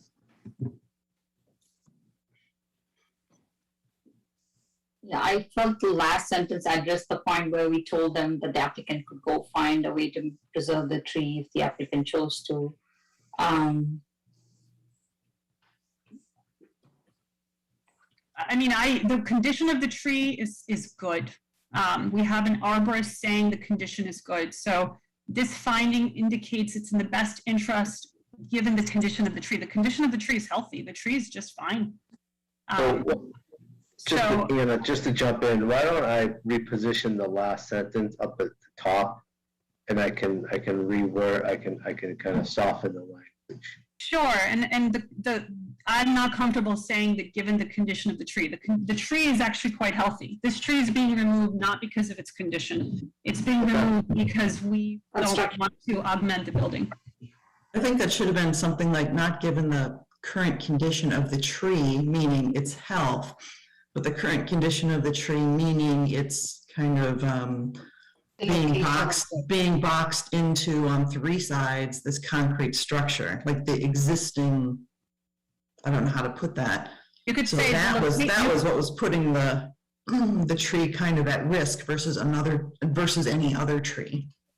So I thought we had clarity today from the applicant and from Eddie at a couple of meetings ago that the containment of it in that concrete block actually protects it. So that's not the problem. The tree right. Obviously, that is what he said. But given any other tree that has not had its root system changed, any other tree that is fully in the earth, that's what I was comparing it to. I would suggest that we just take out the phrase. That we end the sentence as in the best interest of the proposed new school, and take out given the current condition of the tree and potential addition to harm to the tree. Permission actually should start another sentence, should be a capital P and start a sentence there. So that's a little unclear as well. I mean, I'll take a look at the new language. I think if you are focusing on the location of the tree, I'm fine with that. Condition of the tree implies health. This tree is extremely healthy. We don't have any report that it's not. So if we can change that to location and we can shift the language a bit, I would like to see the new draft. I can have that for the board as soon as possible.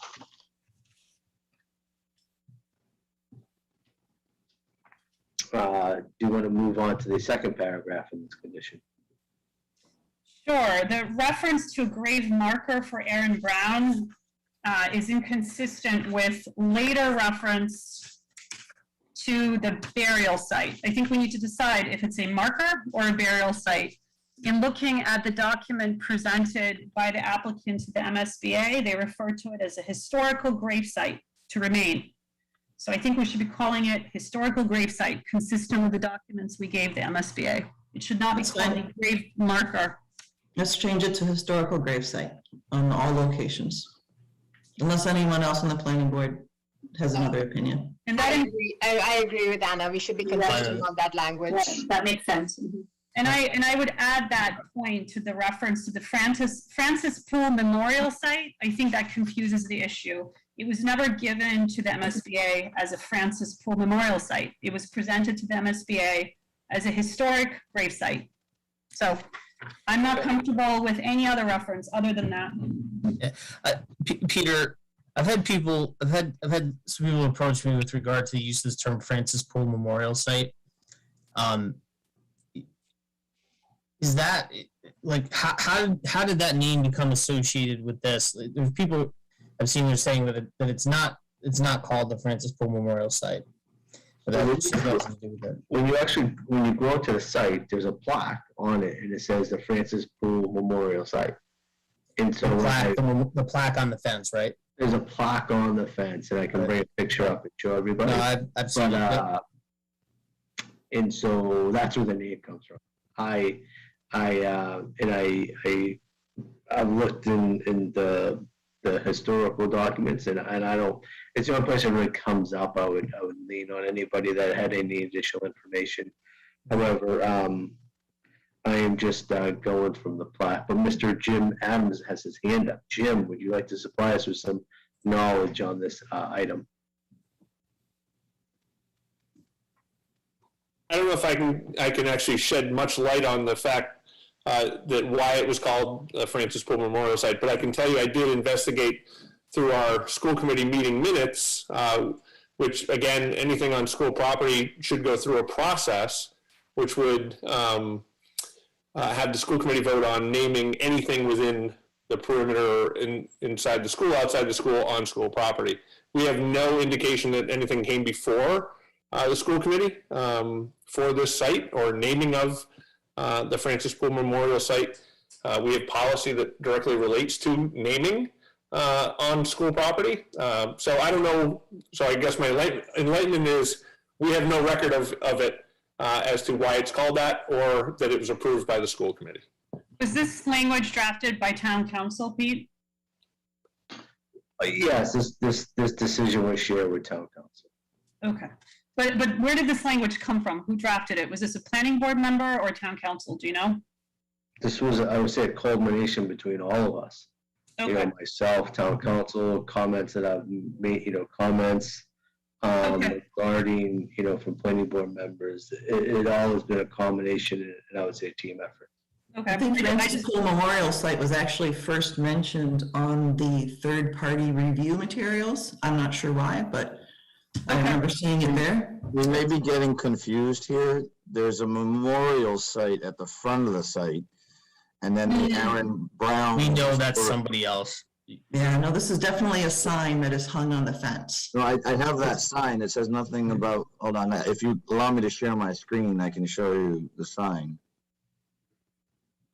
Oh, I have to share my screen. Sorry. And while that's being shared, if I could comment, it seems to me that we don't have an official designation or title for it. Hence, let's go with what we gave the MSBA and with what's on the plans. And that's historical grave site. That's what it is.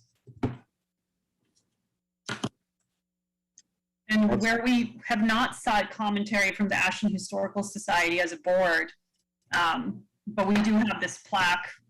Again, I'm most comfortable referencing it as historic gravesite. That's fine. Simple. I'm fine with that. I'm good as well.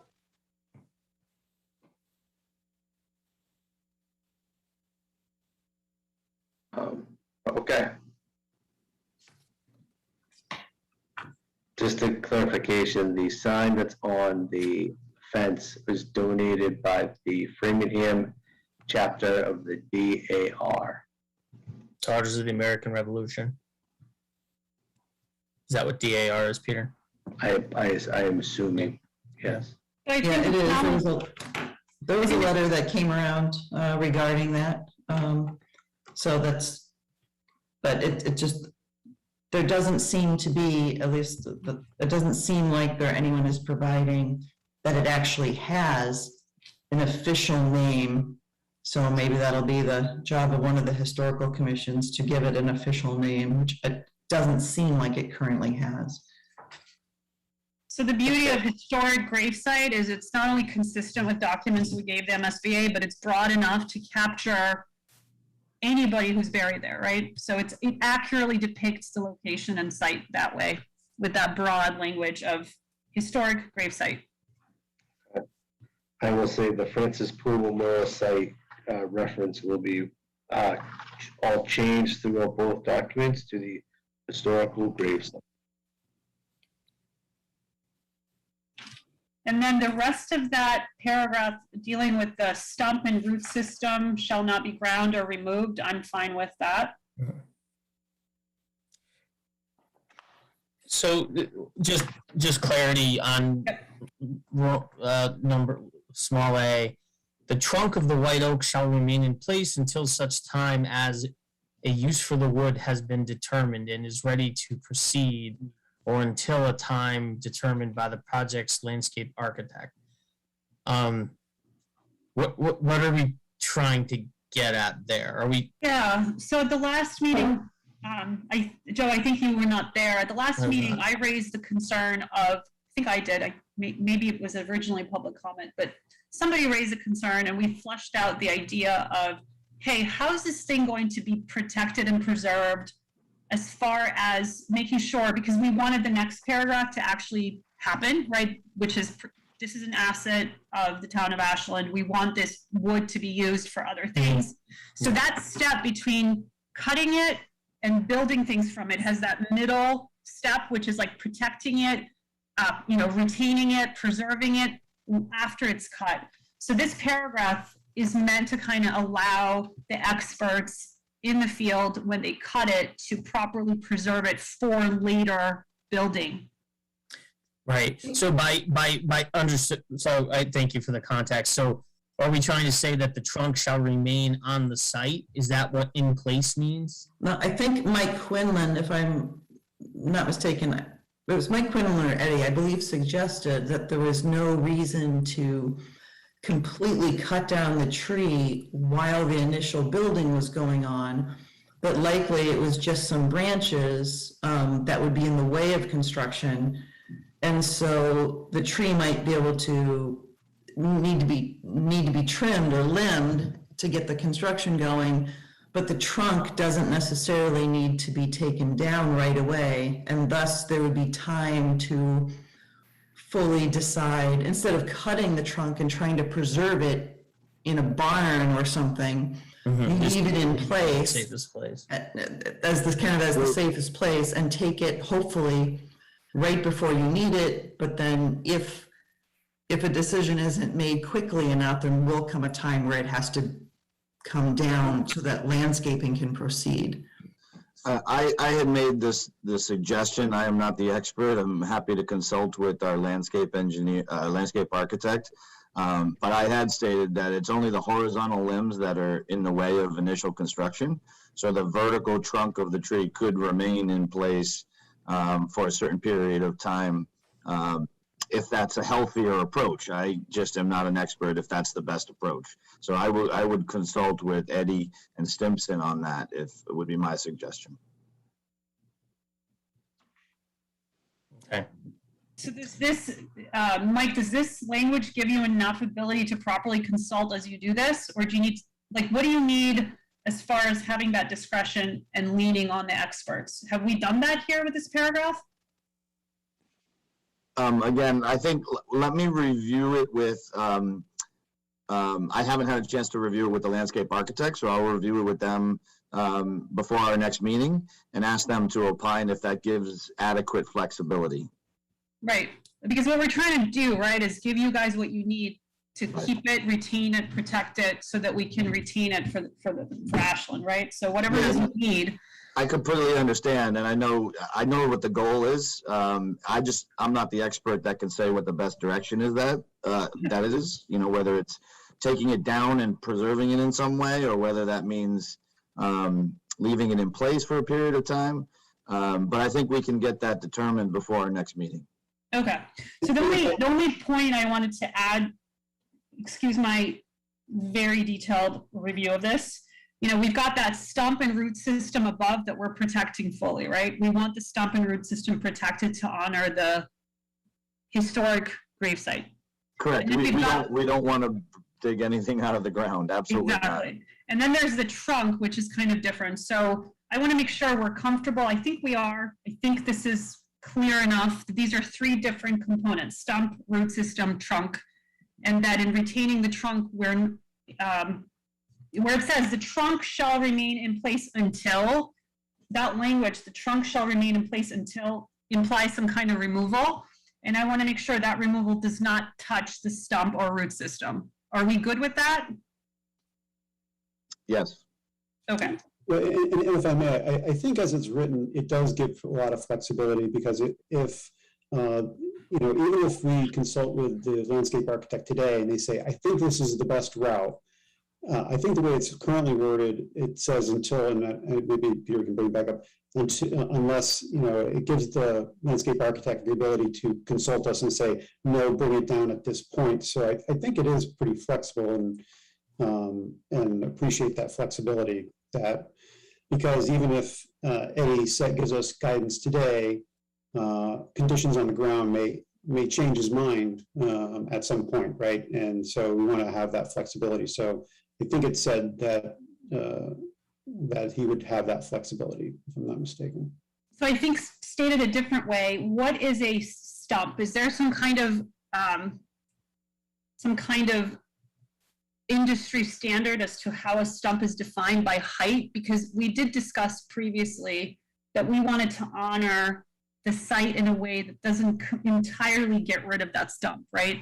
And what I'm saying is that there's some vagueness here as to the trunk versus the stump, because if we're removing that trunk, what is a stump? I guess I'm asking Mike, is there some kind of definition of height here that we should be focused on? Not that I'm aware of, but again, I'm not a landscape architect, so I think when we've discussed this in terms of the project, the intention was to take it down as close to grade as possible without disturbing the headstone, because the headstone is directly adjacent, so it is fairly close. So we're basically trying to get it, in that range, let's say, 18 to 24 inches off the ground.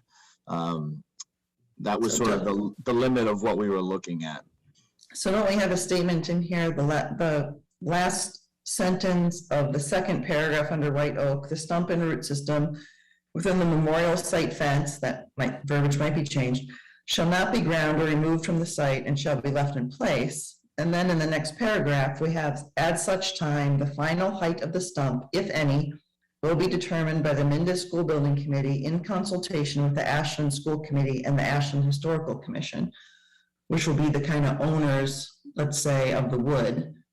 So when it comes time to cut it off, those parties will be, like when the landscape architect says, hey, we really need to take this off, then those parties will be consulted to see at what height they would like it at, because that has not been determined at all, I think, of what is happening to this wood or what height it should be taken off. I mean, maybe, do we know if the preservation guidelines that we referenced for municipally owned historical burial grounds, do we know if that document references the expected standard, if you will, for a stump size that's respectable relative to a burial site? Do we know what that is? Has anyone reviewed that document in that detail? I think I have it highlighted, but I have to open it up and find it. Because my preference is that we go directly for that type of state guided document rather than, because that's what we're saying. We're saying we want this done consistent with these Massachusetts guidelines, right? That would be my preference rather than saying, let's just see how it goes and figure this out later. I would prefer that we put it on state guidelines. Well, I don't think the state guidelines are telling you how much you have to leave. I think they're going to say, I'm trying to see if this is my highlighted copy. I think it says, let's see, I am in my highlighted copy. Let me see if I can find it.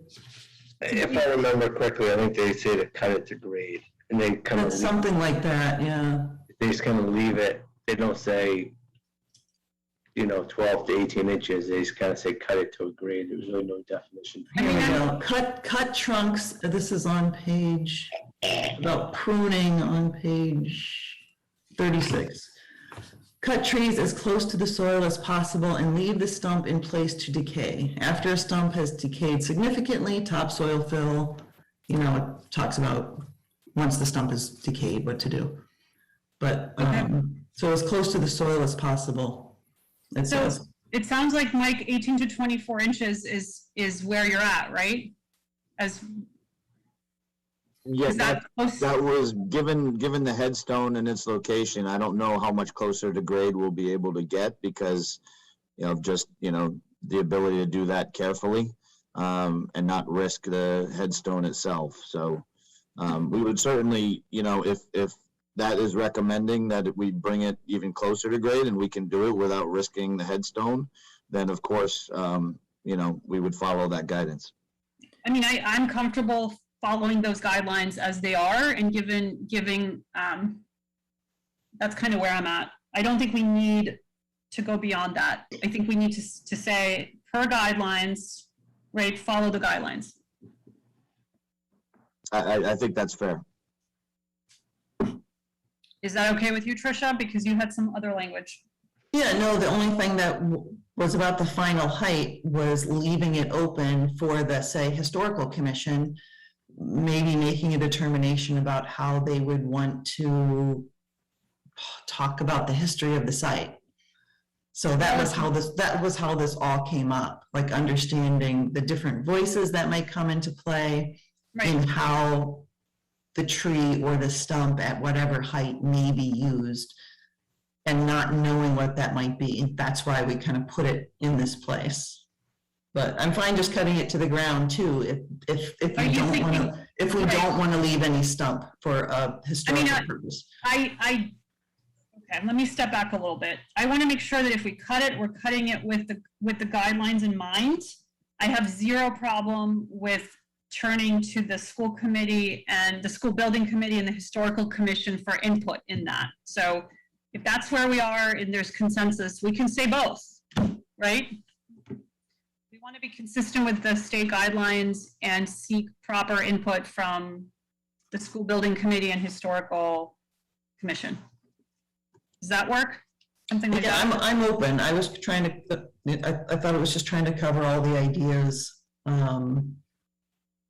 that we had talked about at that time, because I think I put in some language here that Peter used in this condition as I was trying to describe what we had talked about in the meeting. I think that was the one when I was on the Cape.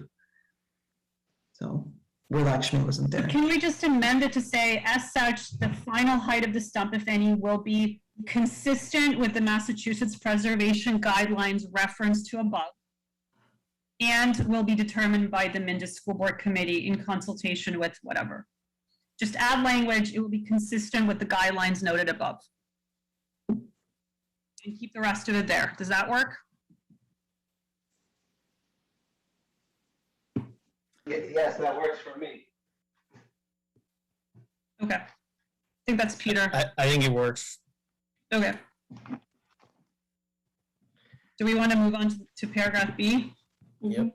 Yes, and I am moving down. I think I drafted this thing. I think I'm okay with it. Anyone want to change anything? And I, if I could, I do want to speak to some of the public comment we got that this is sort of offensive, and with all due respect to that commentary, I understand where it's coming from relative to the removal. But I think if we're going to remove something, we owe a duty to maintain it as an asset if we can. So I think what we're trying to do here is be respectful of the property of the town of Ashland to the best of our ability if it's coming down. Peter, can you scroll down this just to read the rest of the paragraph?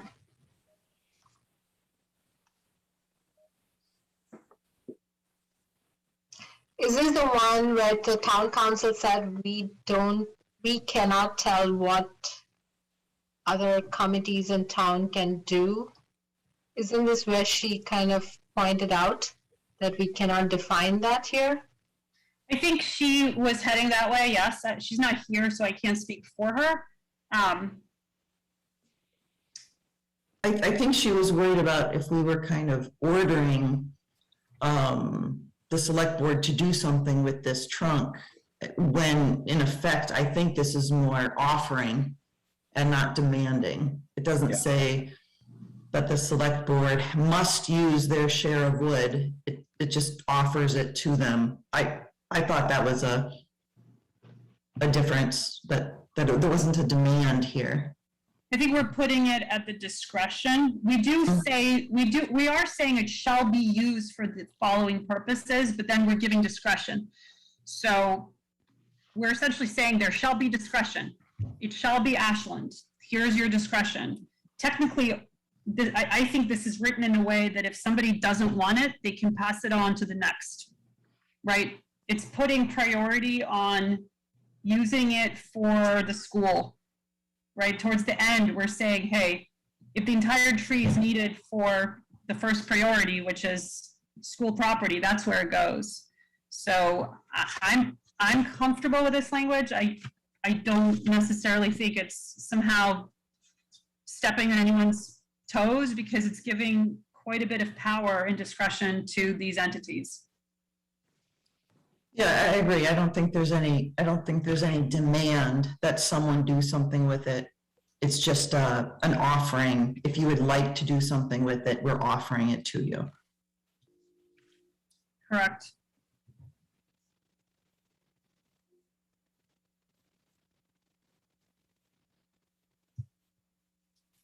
Should we soften that sentence? The material is to be shared to the extent practical, because you're talking about a possibility of a different split, and that's what we're giving an option, but you're still saying the material is to be shared.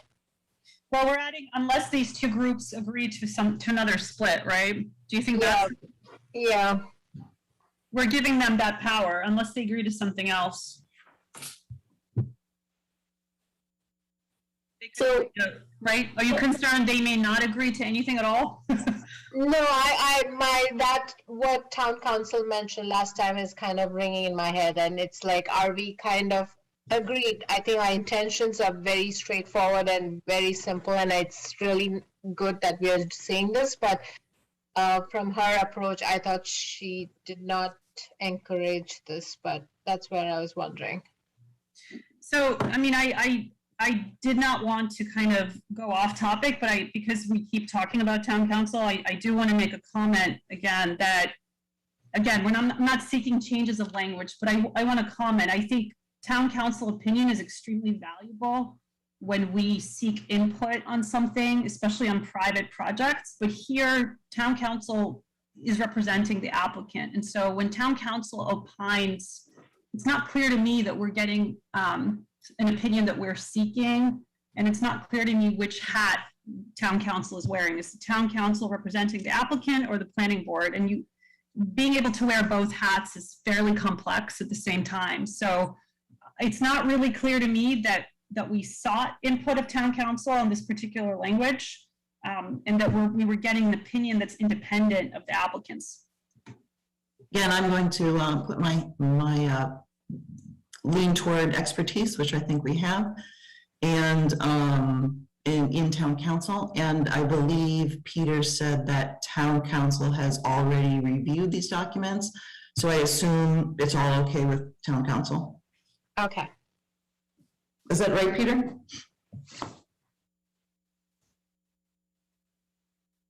Is he still there? Peter, are you on? Oh, I'm muted. I have a question. So if none of these committees decide to use the tree trunk will just stay where, right? No, the tree trunk will be removed at some point because they're going to have to do the site grading and everything else. Okay. So, okay. So we assume that by some time, and this could be several years down the road, that someone will be claiming by that time they will have some uses for this wood. Okay, that's all. I don't see that anywhere, so that's what I was asking. If any, is there a timeline by which it needs to be used and bought down? So. No, I think we got into the whole discussion last meeting about when the trunk comes down regarding harvesting. When is the appropriate time to harvest the wood? Obviously, decisions have to be made and kind of ideas have to be kind of developed. And I think that's where that kind of comes from. Getting back to town council, obviously town council reviews a lot of stuff, you know, and she, you know, the number one thing is she also proofreads, you know, all documents to make sure they're grounded in truth and the evidence is in there that would support this document either way. So, okay. But I can, this document will be shared with her for the final before the final, I would say, vote. And these are elements that I will have conversations with her about. And Peter, I think I had asked you a question, and I'll make it public, which was that in this kind of project where we have a public project and we have an applicant who is the town manager, the superintendent, and the school board, town council serves those entities, that's the client. So I had asked you to clarify, hey, which hat is town council wearing? Is town council being independent counsel for the planning board in drafting this decision? Or is town council representing its client, the applicant? Again, if this was a private project, it would be really clean. And you said that was a good question and we had no answer. And so if town council is going to edit this decision, I would like an answer to that publicly. Thank you. Okay, I'll get that for you.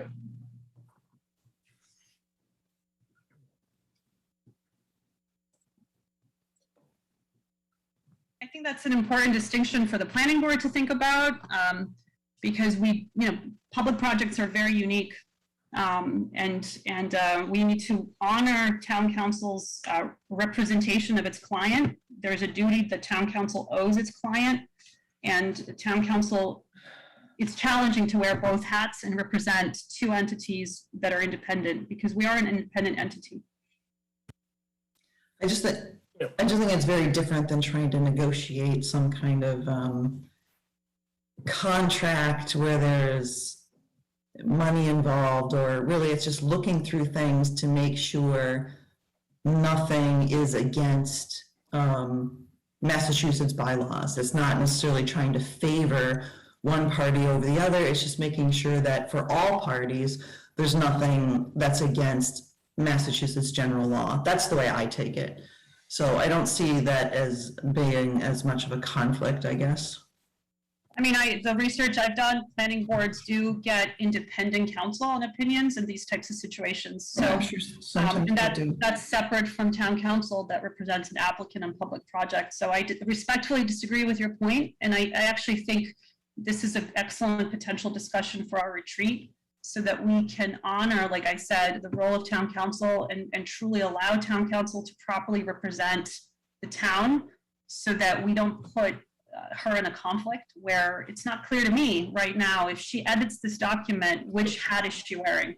And again, if edits are made, I would like that to be discussed publicly. I don't think that's something that's appropriate, for me to keep asking Pete for. I think we can air that out in public so it's clear what hat is being worn when this is edited. Is this being edited because the applicant asked for the edit? Is this being edited because we're asking for the edit? Okay, I think we can get that information so we have it for the future and we can move on. Yeah. So it doesn't sound like there's any changes on B. Are we on to C? Correct. Okay. I have no changes to C. I have no changes to C other than that it brings up the point that Lakshmi made, that it was her understanding that whatever number of trees we're removing on the entire property will be replaced by an equal number of trees. So I just kind of want to remind the board that I do want to come back to that issue. I think though that it just on one of your last questions to Mike Quinlan, when we talked about the number of trees, he noted that there wasn't kind of a number because we don't have, do we mean a 4-inch tree? Do we mean a 6-inch tree? Do we mean a sapling?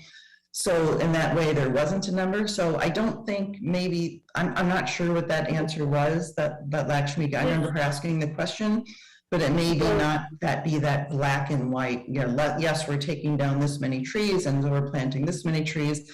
I don't think it was that kind of answer because they don't know the amount of trees that they're taking down, and that was made clear. Yeah, so the landscape person did say that they're going to do more than they take down. So I remember specifically him saying that they're going to add more than they take down. So yeah, and I also don't think it's like hardwood tree more than they're going to take down. I think if you look at the overall landscaping plan and the number of plants that are going to go into the site, it will be massive. But I also don't think it's like apples to apples, oak for oak, if you will. But I also don't think. I mean, I'm confident and trust that this will be a robust landscape plan So I'm just not sure how feasible it is to make this statement in this decision and somehow make that a condition. I'm just not sure we have the data to do that, but that's my thoughts there. Will the applicant have that data after updating the plan? Will that be available at the next meeting? I think we've talked about before, I mean, I guess the applicant can answer, but we've talked about before that this is, and Eddie answered this question for me a couple meetings ago, that basically these are schematic design plans and that every single thing hasn't been decided yet, and that would be normal for 60%. Right, and I believe we also heard that it's within our jurisdiction, the trees. So all I'm saying is it possible for the applicant to tell us at the next meeting, hey, this is how many trees are being removed. We've done the count. We have our final plan that we're to vote on.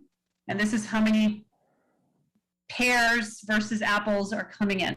Is that something we could get? No. The fact is that we're not even sure, and we won't be until we start construction. And we start digging in the ground. We don't know how far back we're going to excavate in certain areas. If there's rock and stable soils, then we don't have to excavate as far back to put the foundation in. So some of those things do need to be left in flux. So we don't have an exact area and an exact defined tree plan that has every single tree that will come out or stay. That would take an extensive amount of survey work to identify each and every tree on the site and decide what species they are and their locations. But you do know the ones that absolutely have to come down, right? You don't know the final number, but you know what absolutely has to come down for the new footprint, right? Roughly, yes. Exactly, no. Right. So can you tell us roughly at the next meeting how many must come down for the new footprint? No, we know an area, but we haven't done a tree survey. Right, but we haven't done a tree survey that identifies each and every single tree on site. No. Yeah, and if I may, to Joe's point, I think we've expressed and we remain committed to as robust of tree planting as is feasible, right? And even through our value engineering, when we've had to touch landscape, we kept the tree count, right? We didn't, if we remove stuff, we remove some of the other lower landscaping things relative to those. We do not want to touch any of the trees. We remain committed to that. And it's not typical on jobs like this to go out and actually count every single tree and provide a number. And we won't even know where that limit of work is for sure until, a few weeks before mobilization, when everything is actually staked out and delineated for the site, the site sub. So it isn't something we could give you, but, we still remain committed to making this a very robust planting plan and it's also one of the things we've talked about on our committees is that should we find ourselves in more favorable budget situations at the end of the project and have contingency funds left over, that we would do it. We would continue to increase the landscape plan as is feasible and practical, right? At some point, you can't plant you can plant too many trees as well, and that could be a hindrance, and they won't survive as well. So, but to Joe's point, we are committed to a very robust plan and aren't removing any plans from our landscape design. So as I understand it, this was before the sustainability committee, but we have no idea how many trees are coming down. I'm not sure how to answer that. So sustainability isn't just about trees. It isn't just about solar. It's a very holistic thing. And even with the MSBA process, we get LEED scores. We get points for different things. So yeah, I'm not sure how to answer that question. Right. No, it's been described as a green building that's been kind of due diligence in front of the sustainability committee. And I'm surprised that we don't know how many trees are underneath that footprint. And I'll leave it at that. Okay. So, item C, no changes from what's there, correct? To No to changes. Deepa, No Tricia? changes. Yep. Number D. No changes. Is there any No changes. question there? Yep. So number 2, memorial sites. You're going to do a global change for the Francis Poole Memorial Site to refer to it as historical burial site.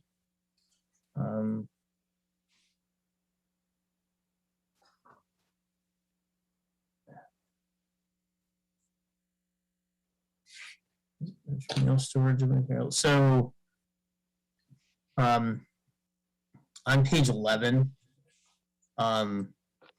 the applicant, so the first sentence starting on page 11, the applicant shall take steps to ensure that stormwater runoff is given special consideration at every stage of the building process to minimize and to the extent practicable prevent runoff from causing damage to the memorial areas. I mean, I'm not, I think the language is too soft with regard to the historical burial site.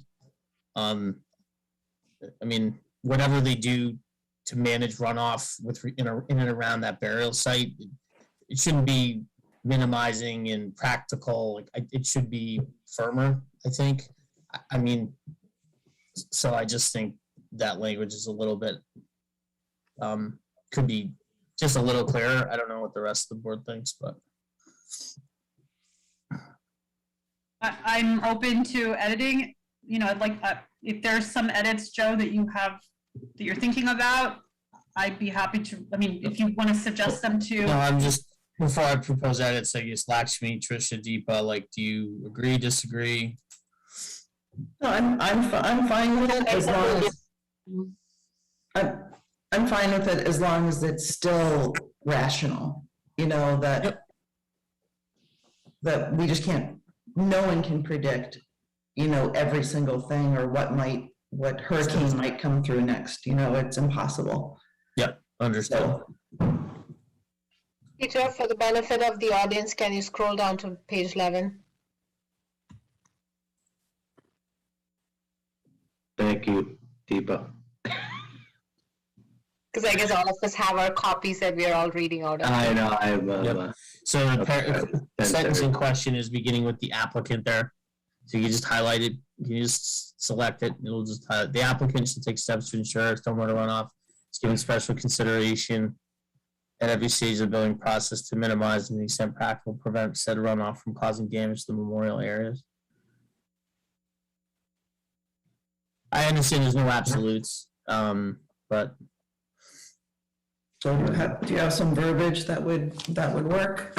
Instead of to the extent practicable, would you put something else in there? And if at all possible? I'm just throwing something out there. Yeah. Should we just lose the It's to the fine. extent practical, or should we just? Yeah, that's fine. Yeah, I'm fine with that. That's good. To minimize and prevent runoff. Yeah. Okay. Yep, that works. I like that strengthening of the language. Planning board acknowledges the memorial site public sits outside the limit of works defined. And that such school monuments are within the control of the school committee, nonetheless, the applicant shall ensure that protected memorial sure in place for construction. Okay, I'm good with number 2. Does the rest of the board have anything else on number 2? I'm good. As long as we're making that change, I'm good. Property fence.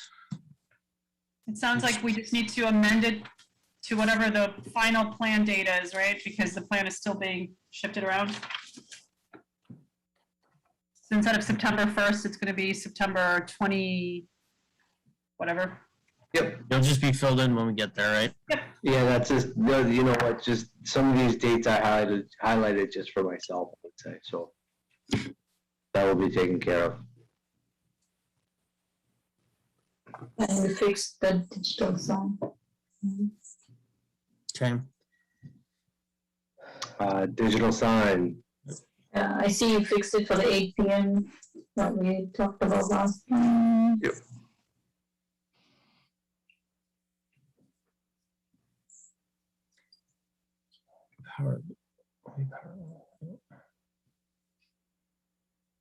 That's fine.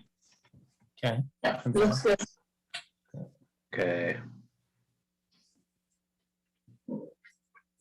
And please note, these are getting into the kind of the general project conditions, which are fairly boilerplate, planning board.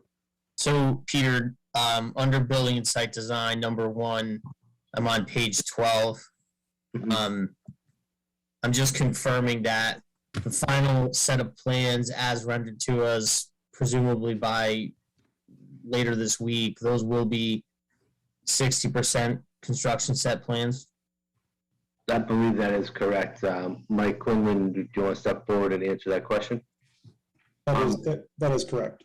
Okay, that is correct. There's actually a portion of those drawings that'll be beyond 60% because we will be bidding some portions of the job ahead of other portions. So it'll be 60% plus. Got it.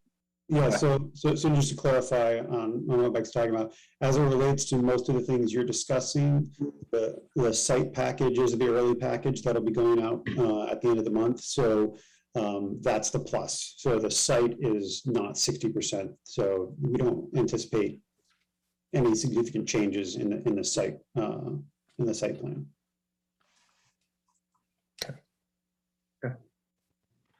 So we added the term 60% plus construction set.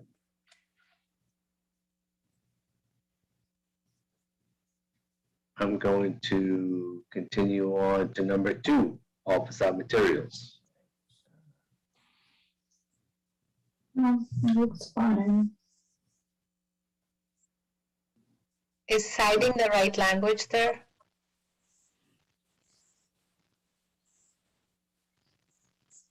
Exterior materials. Yeah, do we have a little more detail on the exterior materials? The primary exterior material actually will be brick for the facade.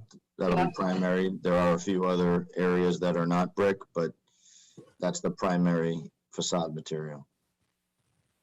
I mean, maybe facade material should be changed to all exterior materials. Yeah. And roofing isn't really a facade material. Is that what you mean, Deepa? Yeah, that's what I was getting at because it sounded more, and also it sounded very residential. Yeah. So instead of facade material, put all exterior materials. Envelope materials, maybe. Envelope, okay. Is the design review committee involved in this at all? Yes.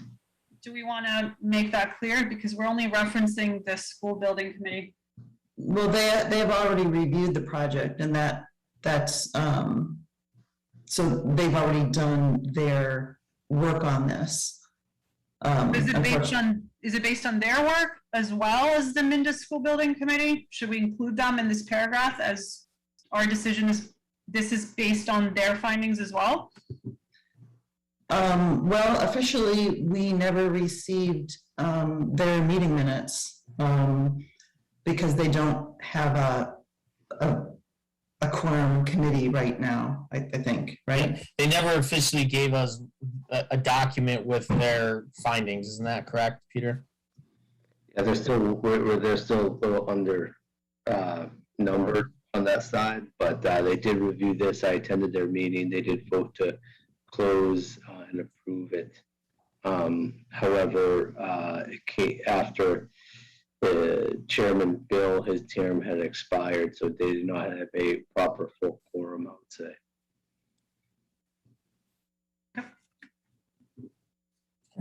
I guess in that case, we can move on. Okay.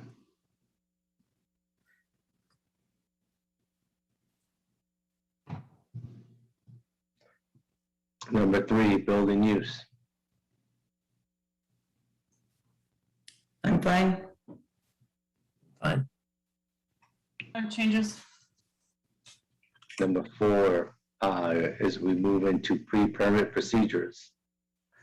This would be Why don't we dealing go exception based on these? These are relatively standard. I had no changes. I have no changes. I had no changes to the rest of the document.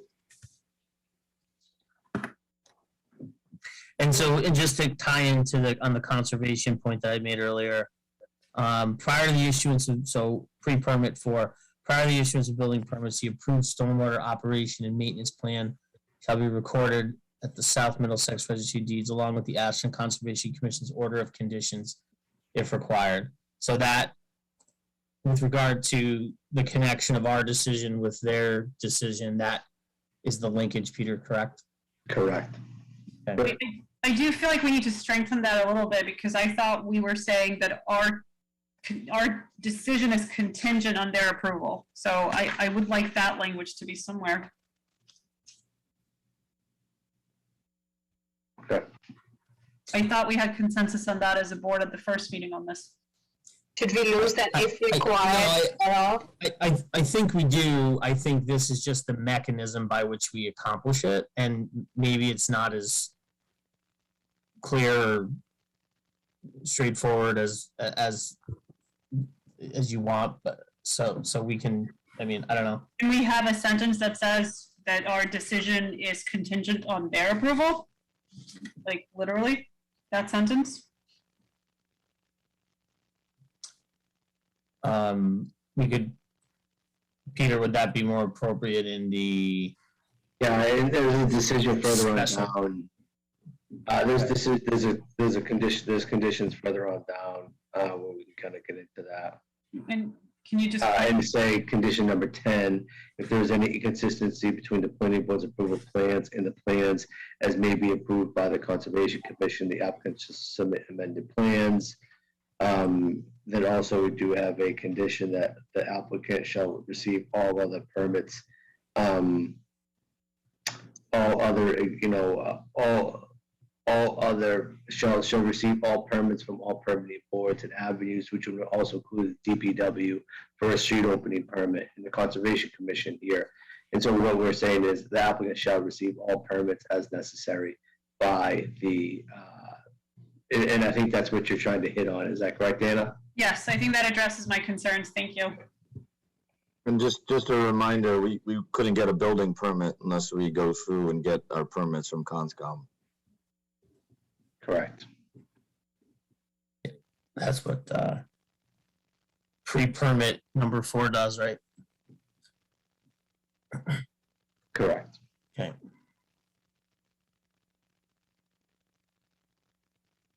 Number 5. Looks good. And this actually, Anna, is what you're looking for.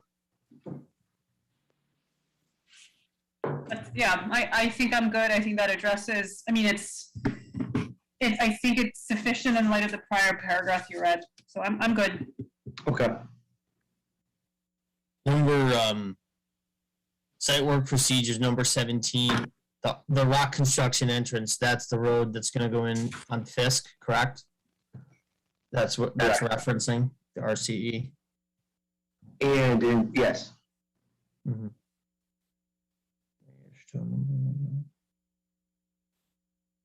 Okay.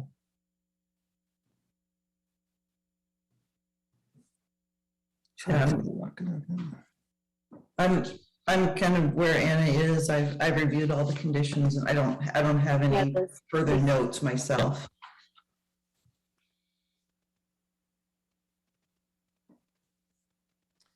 I'm good as well.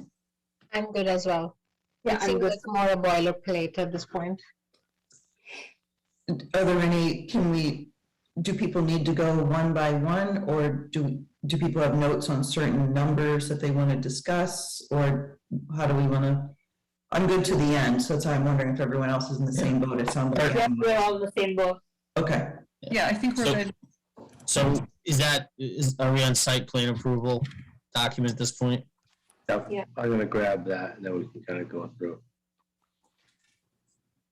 And again, I think that's, yep, as we talked, the conditions are intended to be identical in both documents, so as long as the changes we discussed track over here into this document, I think we just need to look at facts and findings, I think.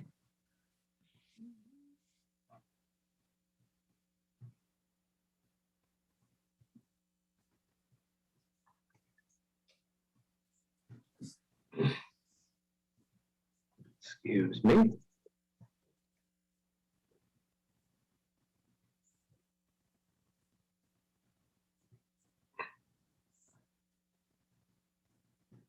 All right, we are up with the site plan approval decision.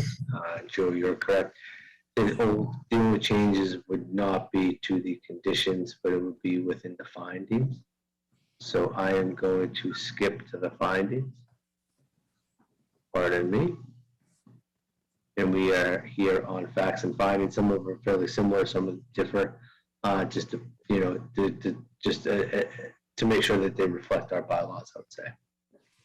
So the finding number one, I believe this is the same as the special permit. That's usually the same.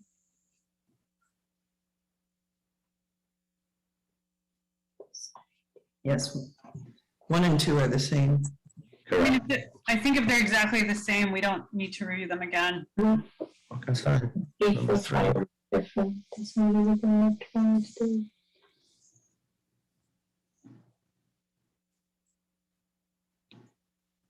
So I think paragraph 4 is not accurate. Most of the wetland discussion was at the Concom. So I do think we need to make number 4 more accurate, because we essentially said we're going to allow certain issues to be Concom issues, right? That's why we made it contingent. And the wetland issue was discussed there, not with us.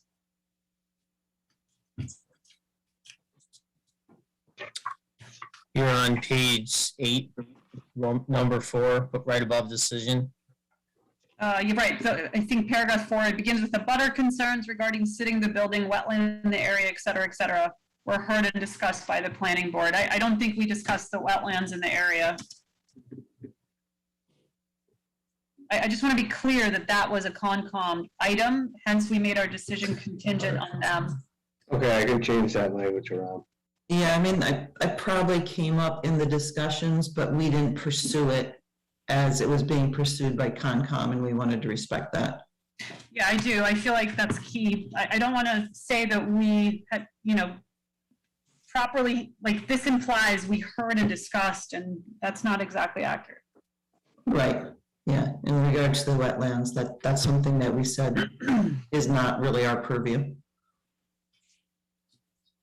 I think it's our purview, but we chose to move it to Concom, hence we made our opinion contingent, so. Right, it's a small percentage of our purview and a large percentage of theirs. Correct, okay. I'll make a note about concerning the jurisdiction of the wetlands.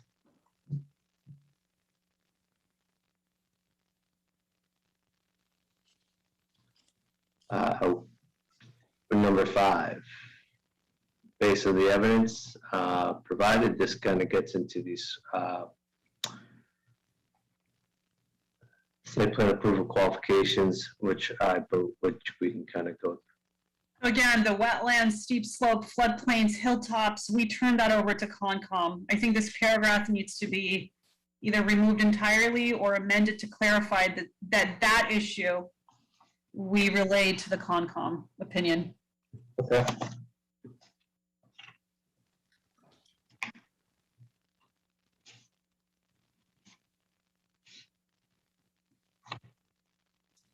Yeah, on the other hand, it's really these things are really a very broad overview. They're not specific in the same way. So the minimized use of wetland steep slopes, we can definitely mention Concom, I have no problem with that. But this is such a high level view of things that that it's, it's fine, but I'm happy to mention Concom in there as well. Can you just scroll up 2 lines just to see the context of what's prior to A, please? Following findings.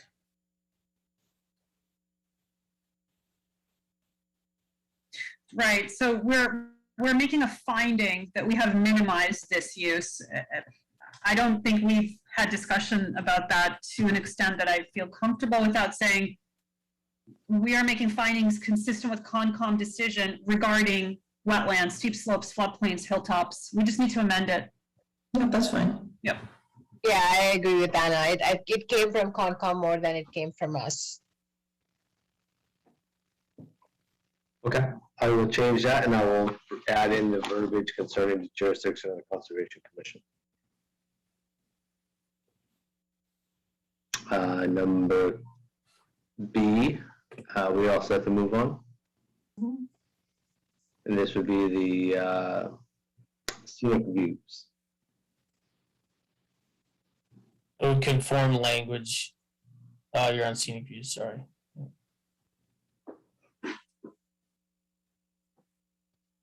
I mean, I would rather copy, cut and paste our finding that we are, I mean, let me rephrase. The only issue on the scenic route that I recall is the sign, right? We've got language on the sign in the other item we reviewed that says, that has the Dover Amendment language. I would rather than saying it's our opinion that we're not negatively affecting the scenic view, I would rather cut and paste the Dover Amendment language in here into that sentence and just be consistent and say that we're finding the sign to be whatever we said on the Dover Amendment. I'm more comfortable with that than the way this is phrased. Just remember that this isn't all about the sign. Generally about scenic views on the site.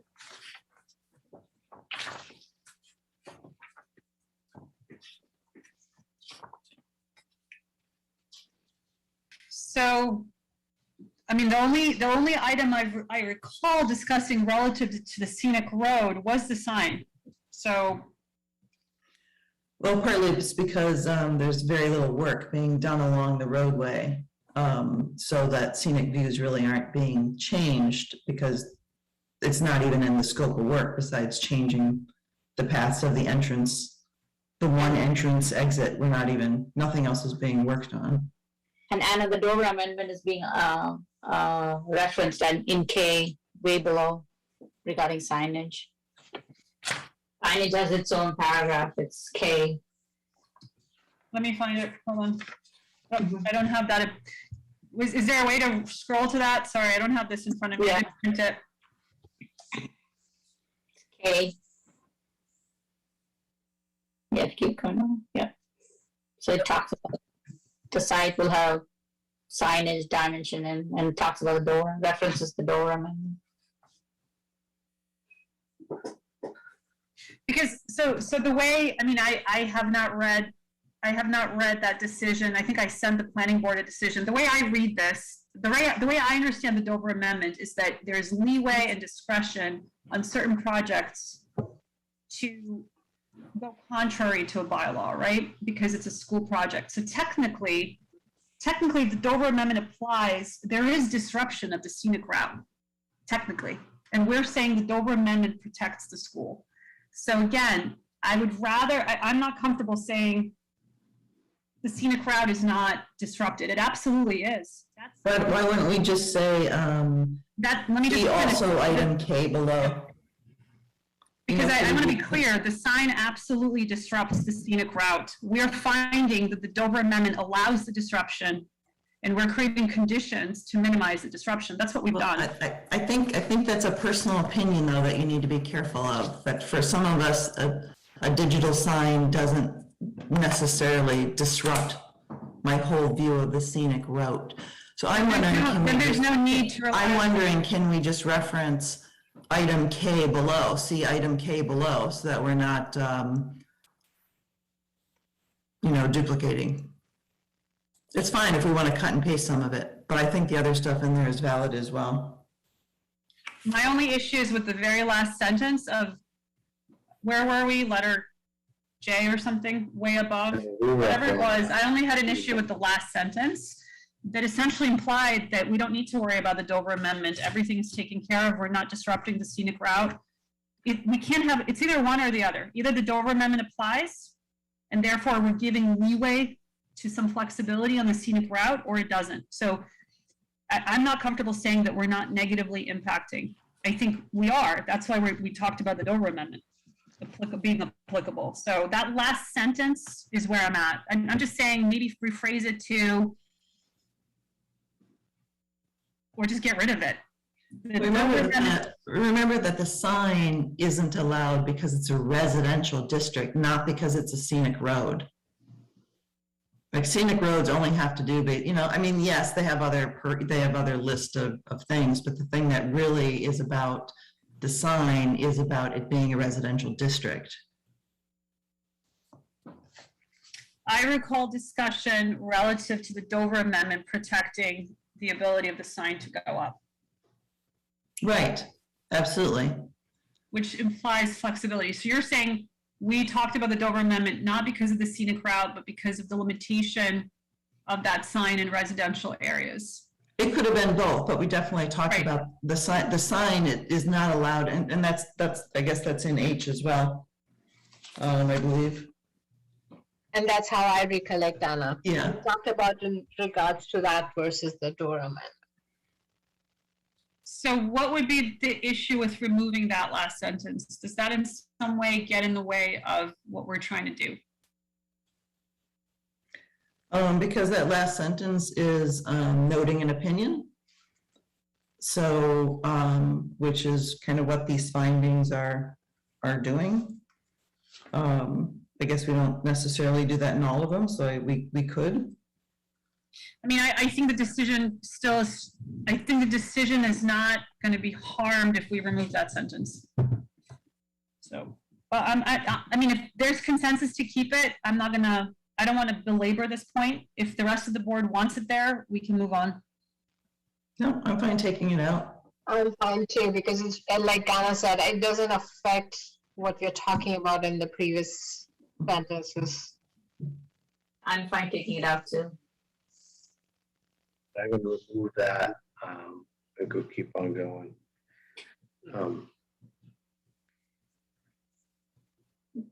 We need to make it consistent with what we have in the other one, right? Yeah, that's going to be taken care of. Yep.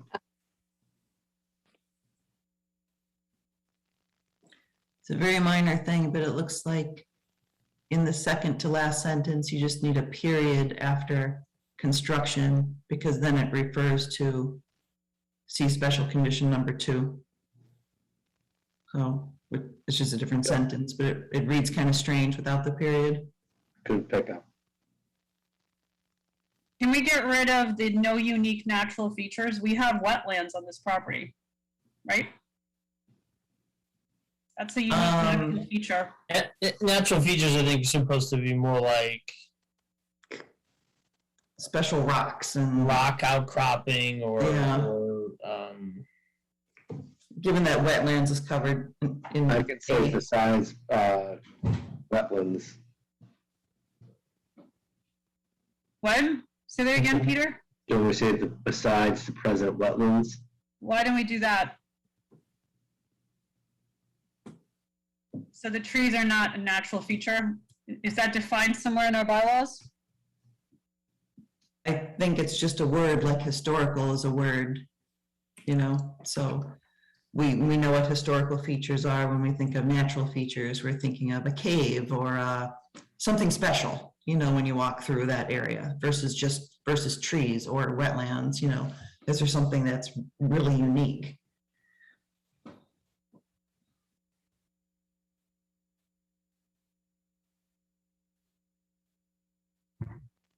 I mean, at this point, I think we should move on. I'll dig a little deeper as to how that's defined, if I can find something in the bylaws. And at this point, I think we should move on. I mean, we're fine. I'm fine with adding besides the wetlands. I just think it's unnecessary, but that's fine. All I'm saying is I am not fully prepared to opine on that sentence right now. So we're not voting on this thing today. Let me think about it and let's move forward.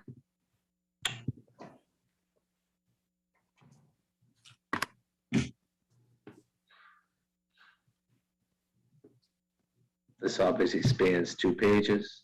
I will move down when appropriate.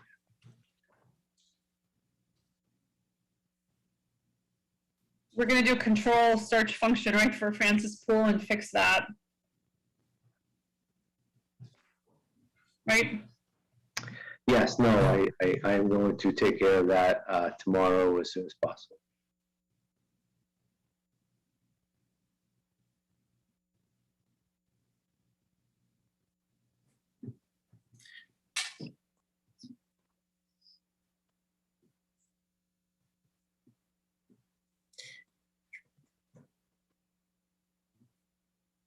So I think we're fine with, I don't have any changes to D. I have one on D. Okay. Due to the placement of an existing, so I'm on page 8, Peter. Yep. Yeah, due to the placement of an existing concrete retaining wall, comma, thought to have been built during the construction of the existing Minda School. Is it really in dispute when the concrete wall was built? I don't think anybody is disputing when that was built. Judging by the current, I would say the current wall and looking at it, I am assuming that that wall was built in the 53 when the original school was built as an access, to create an access loop around the school. That's fine. So that's fine. So that's how we're saying it. Fine. It doesn't matter. Yeah, I have a review. I don't know where the original plans are, and we're not looking at those. So that's why I kind of phrased it in that direction. So I think the 3-hour meeting is getting to me because I missed the sentence that the removal of the oak tree is necessary. Again, I was under the impression we would be consistent with the language in the other document. Okay. Remember, these aren't the conditions, and you can see that it's referring to the conditions. So this is not the same thing. It will have that special condition further down the page, but this isn't the special condition itself. This is just a finding. So that finding is inconsistent with the condition. And that finding is based on the original drafted language of the condition to remove it. Well, we can change that sentence, but we don't want to cut and paste and put the whole condition. Understood. So we need to change that sentence to be consistent with our edited condition to the best of our ability, because again, it's drafted. That finding is drafted based on the originally drafted condition. Because we're no longer saying we're finding the removal necessary. We're saying something different. So I think we just need to edit that sentence. We don't need to cut and paste the entire finding, but we need to be consistent. It's not consistent. That's not what the condition says. Okay. How about therefore the planning board allows for the removal of the white oak tree as necessary, but it will require certain mitigation as a result. So it's allowing it. It doesn't say it's necessary or approving it or encouraging it.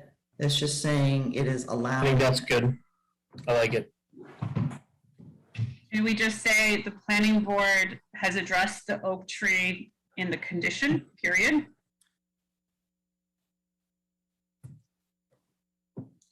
Are you accepting Trish's changes, Anna, or are you? No, rather than we're allowing the removal of it, can we just say we are addressing the oak tree in our condition?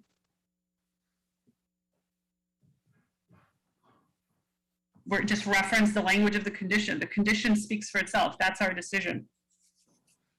Yeah, I mean, I guess you can just take out that sentence from therefore to results. That it seems like a little bit of a dead end, but on the thought, but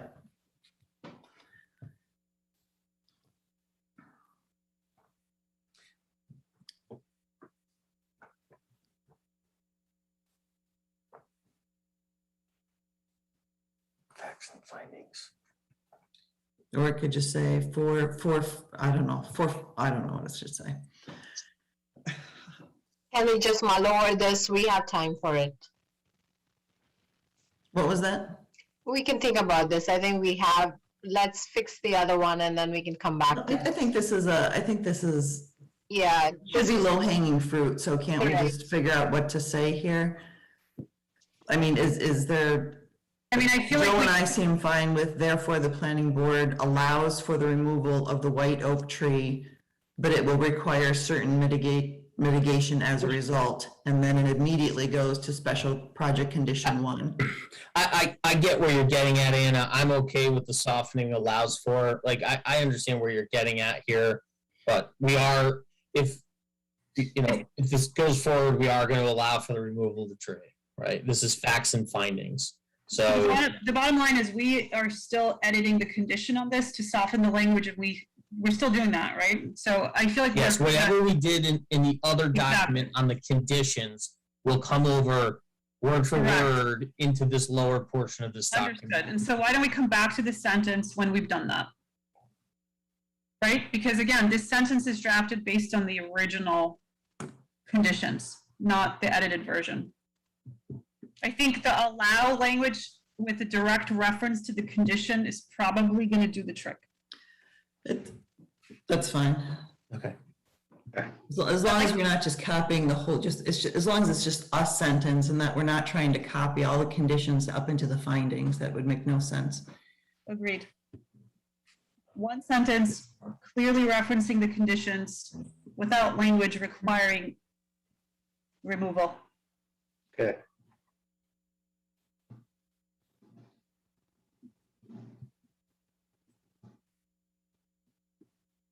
All right, moving on.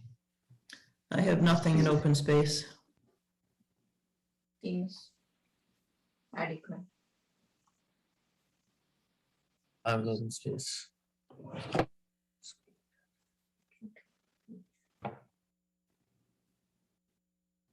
That's fine. I'm good with F as well. Yep, I'm as well. Yeah. Mm-hmm. That seems good.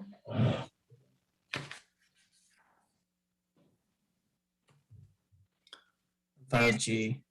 That's fine. On G, if you scroll up just a little, there's just,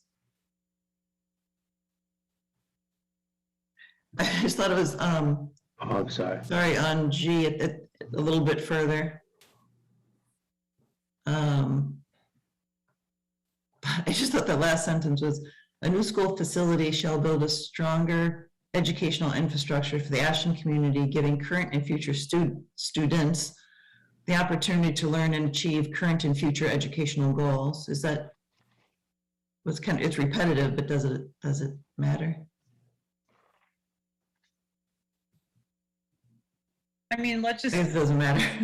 I think student should be students with an S, right? Yep. You could take the achieve current and future. It's just achieve educational goals, right? Sounds like a good edit. Just take current and future off in the last. Off of the second part? Mhm. Yeah. I read smoother. On number H, sewer drainage and utilities are currently preset. I think we mean to say present on the locus. Oh, yeah. Oh, yeah. They read right over that one. I'm fine with it otherwise. Me too. Okay.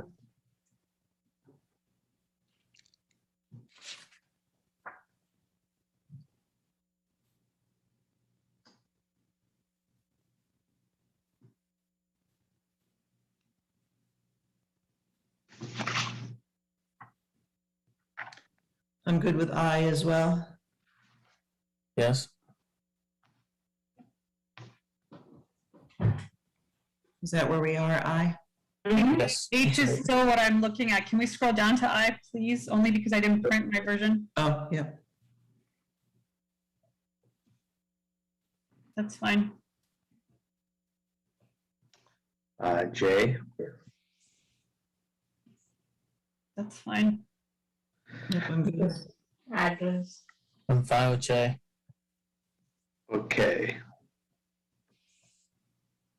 Okay, we have some changes, right? I mean, it part, so that title of K seems a little bit off.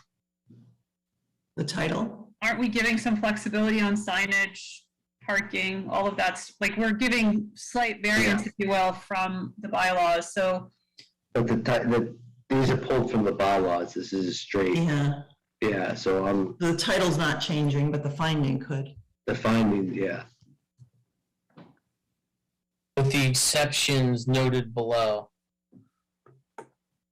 Yeah, I would be more comfortable. That title seems misplaced. It would apply to a project that is not requiring the over amendment flexibility. Yeah, but the title's taken directly from the bylaws, Anna. It's word for word from the bylaws. So that's we have to look at that condition, and then the finding is where we write whatever. I understand. So the finding, you're saying the title is not our finding. The title is simply. Right, the title, the part in bold, the part in bold is directly from the bylaws. It's like a table of content, got it, rather than our finding. That's fine. We can move on. And the first line of the finding addresses yours where we say if there's an exception noted. Then we're good.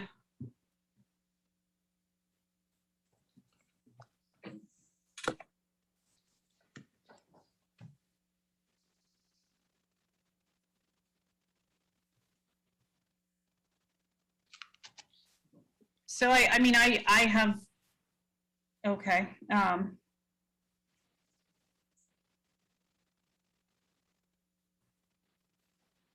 think we're done with K, right? Mm-hmm.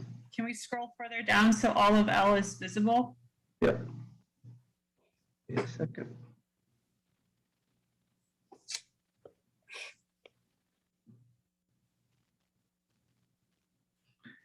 Here, this is where I had language about the vote at the special town meeting, the election.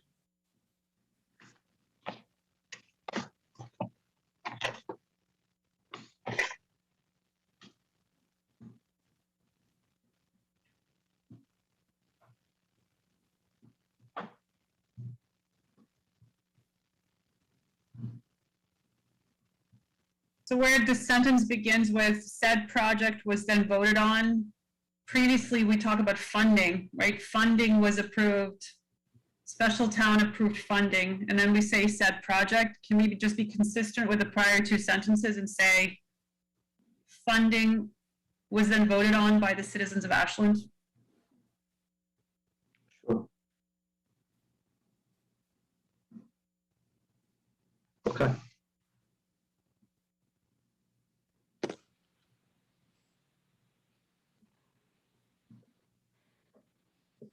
Could we scroll down a little bit more? Is there more to this paragraph?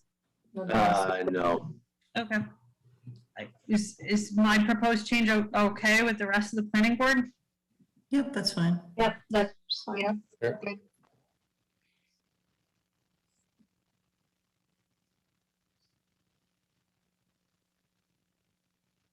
Other than that, I don't have any more changes to that paragraph.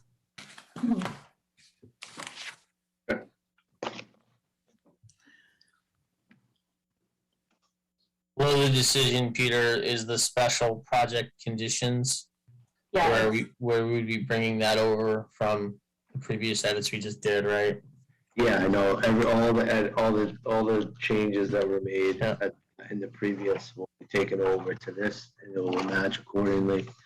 Obviously, I'll make edits to both findings in the special permit and the site plan, and then I will mirror image all changes within the conditions to both documents, I will say.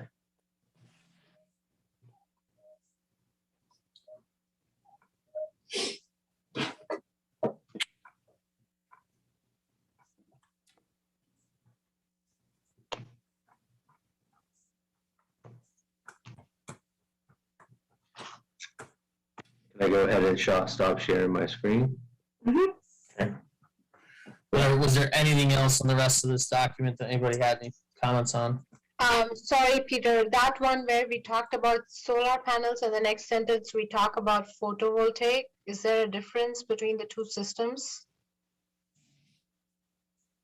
What I have always understood is voltaic photovoltaic are the same as solar panels. Well, A voltaic system can take different forms. One of those forms would be solar panels, I would say. Yeah, so do we have a condition of what Ashland requires? Is that solar panels or photovoltaic systems?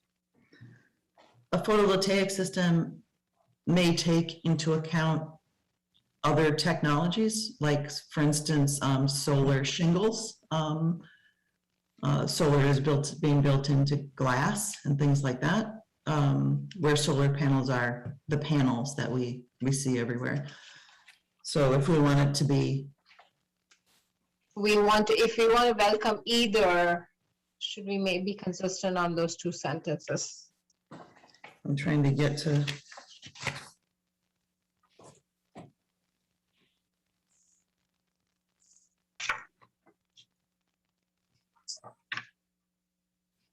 This could be getting tweaked, so I just noticed that because we have solar panels and photovoltaic and Well, in a way, actually, Deepa, it's correct, because the Massachusetts State Building Code right now requires the structural capacity and Mike or whoever can jump in if I'm wrong about this, but it requires the structural capacity to hold the solar panels.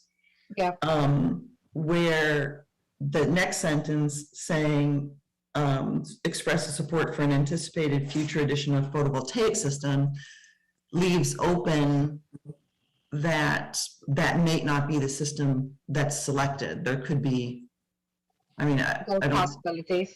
Yeah, so they're not really in contrast in that way, in the way they're being used, but I'm just throwing that out there. If other people are more comfortable changing it, we can change it. Mike, why are you going to chime in? Just to say that the infrastructure is required. It doesn't specify a specific technology. I'm good. Let's move on. Solar panels definitely fit under a photovoltaic system. True. But a photovoltaic system could be other technologies as well. Agreed. Agreed.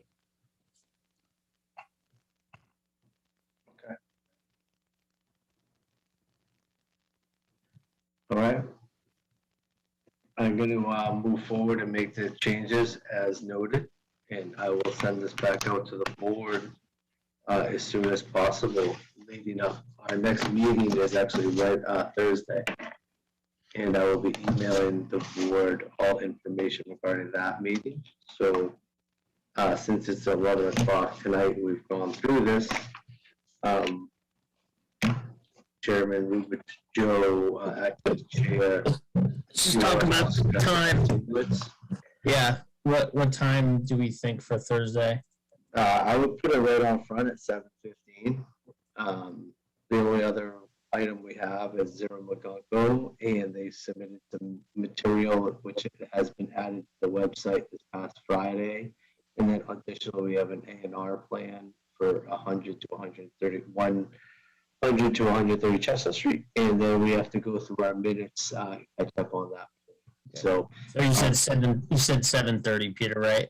I'm sorry, 7:15. 7:15. Okay, so I entertain a motion to continue the public hearing for the 90 Concord Street special permit and site plan review to Thursday, September 23rd at 7:15 p.m. So moved. Seconded. Roll call vote. Lakshmi Krishnan, aye. Deepa Venkatai. Anna Tesmanitsky, aye. Trisha Kendall, aye. Rivertone, aye. The motion passes 5-0-0. Peter, when you're sending out the corrected version, can you do it in a way like that the corrections are highlighted so that we can just zoom into those parts that we discussed? Sure. Or, by whatever means, just so we can. I will try to make them as easy as possible to highlight the corrections. Okay. Could I also add, I know the last meeting we talked about a retreat and a survey going around on dates of availability. I haven't seen that yet. Can we get that I'm gonna possibly? send that out to you. It's on my list of things to do, Anna, and I'm gonna try to get around to it as soon as possible. Would it be beneficial to have our clerk of the planning board to do that so that we can get it done? It will take me it will just take me a couple seconds, so let me try to do it tomorrow, and I'll try to move that forward as soon as possible. Thank you. Okay. All right, with no other matters on the planning board, can I hear a motion to adjourn? Is there a motion to adjourn the meeting? So moved. Seconded. Okay, roll call vote. Lakshmi Krishnan, aye. Deepa Venkatai. Anna Tesmanitsky, aye. Trisha Kendall, aye. Joe Rivertone, aye. The motion to close passes 5-0-0. Thank you and good night.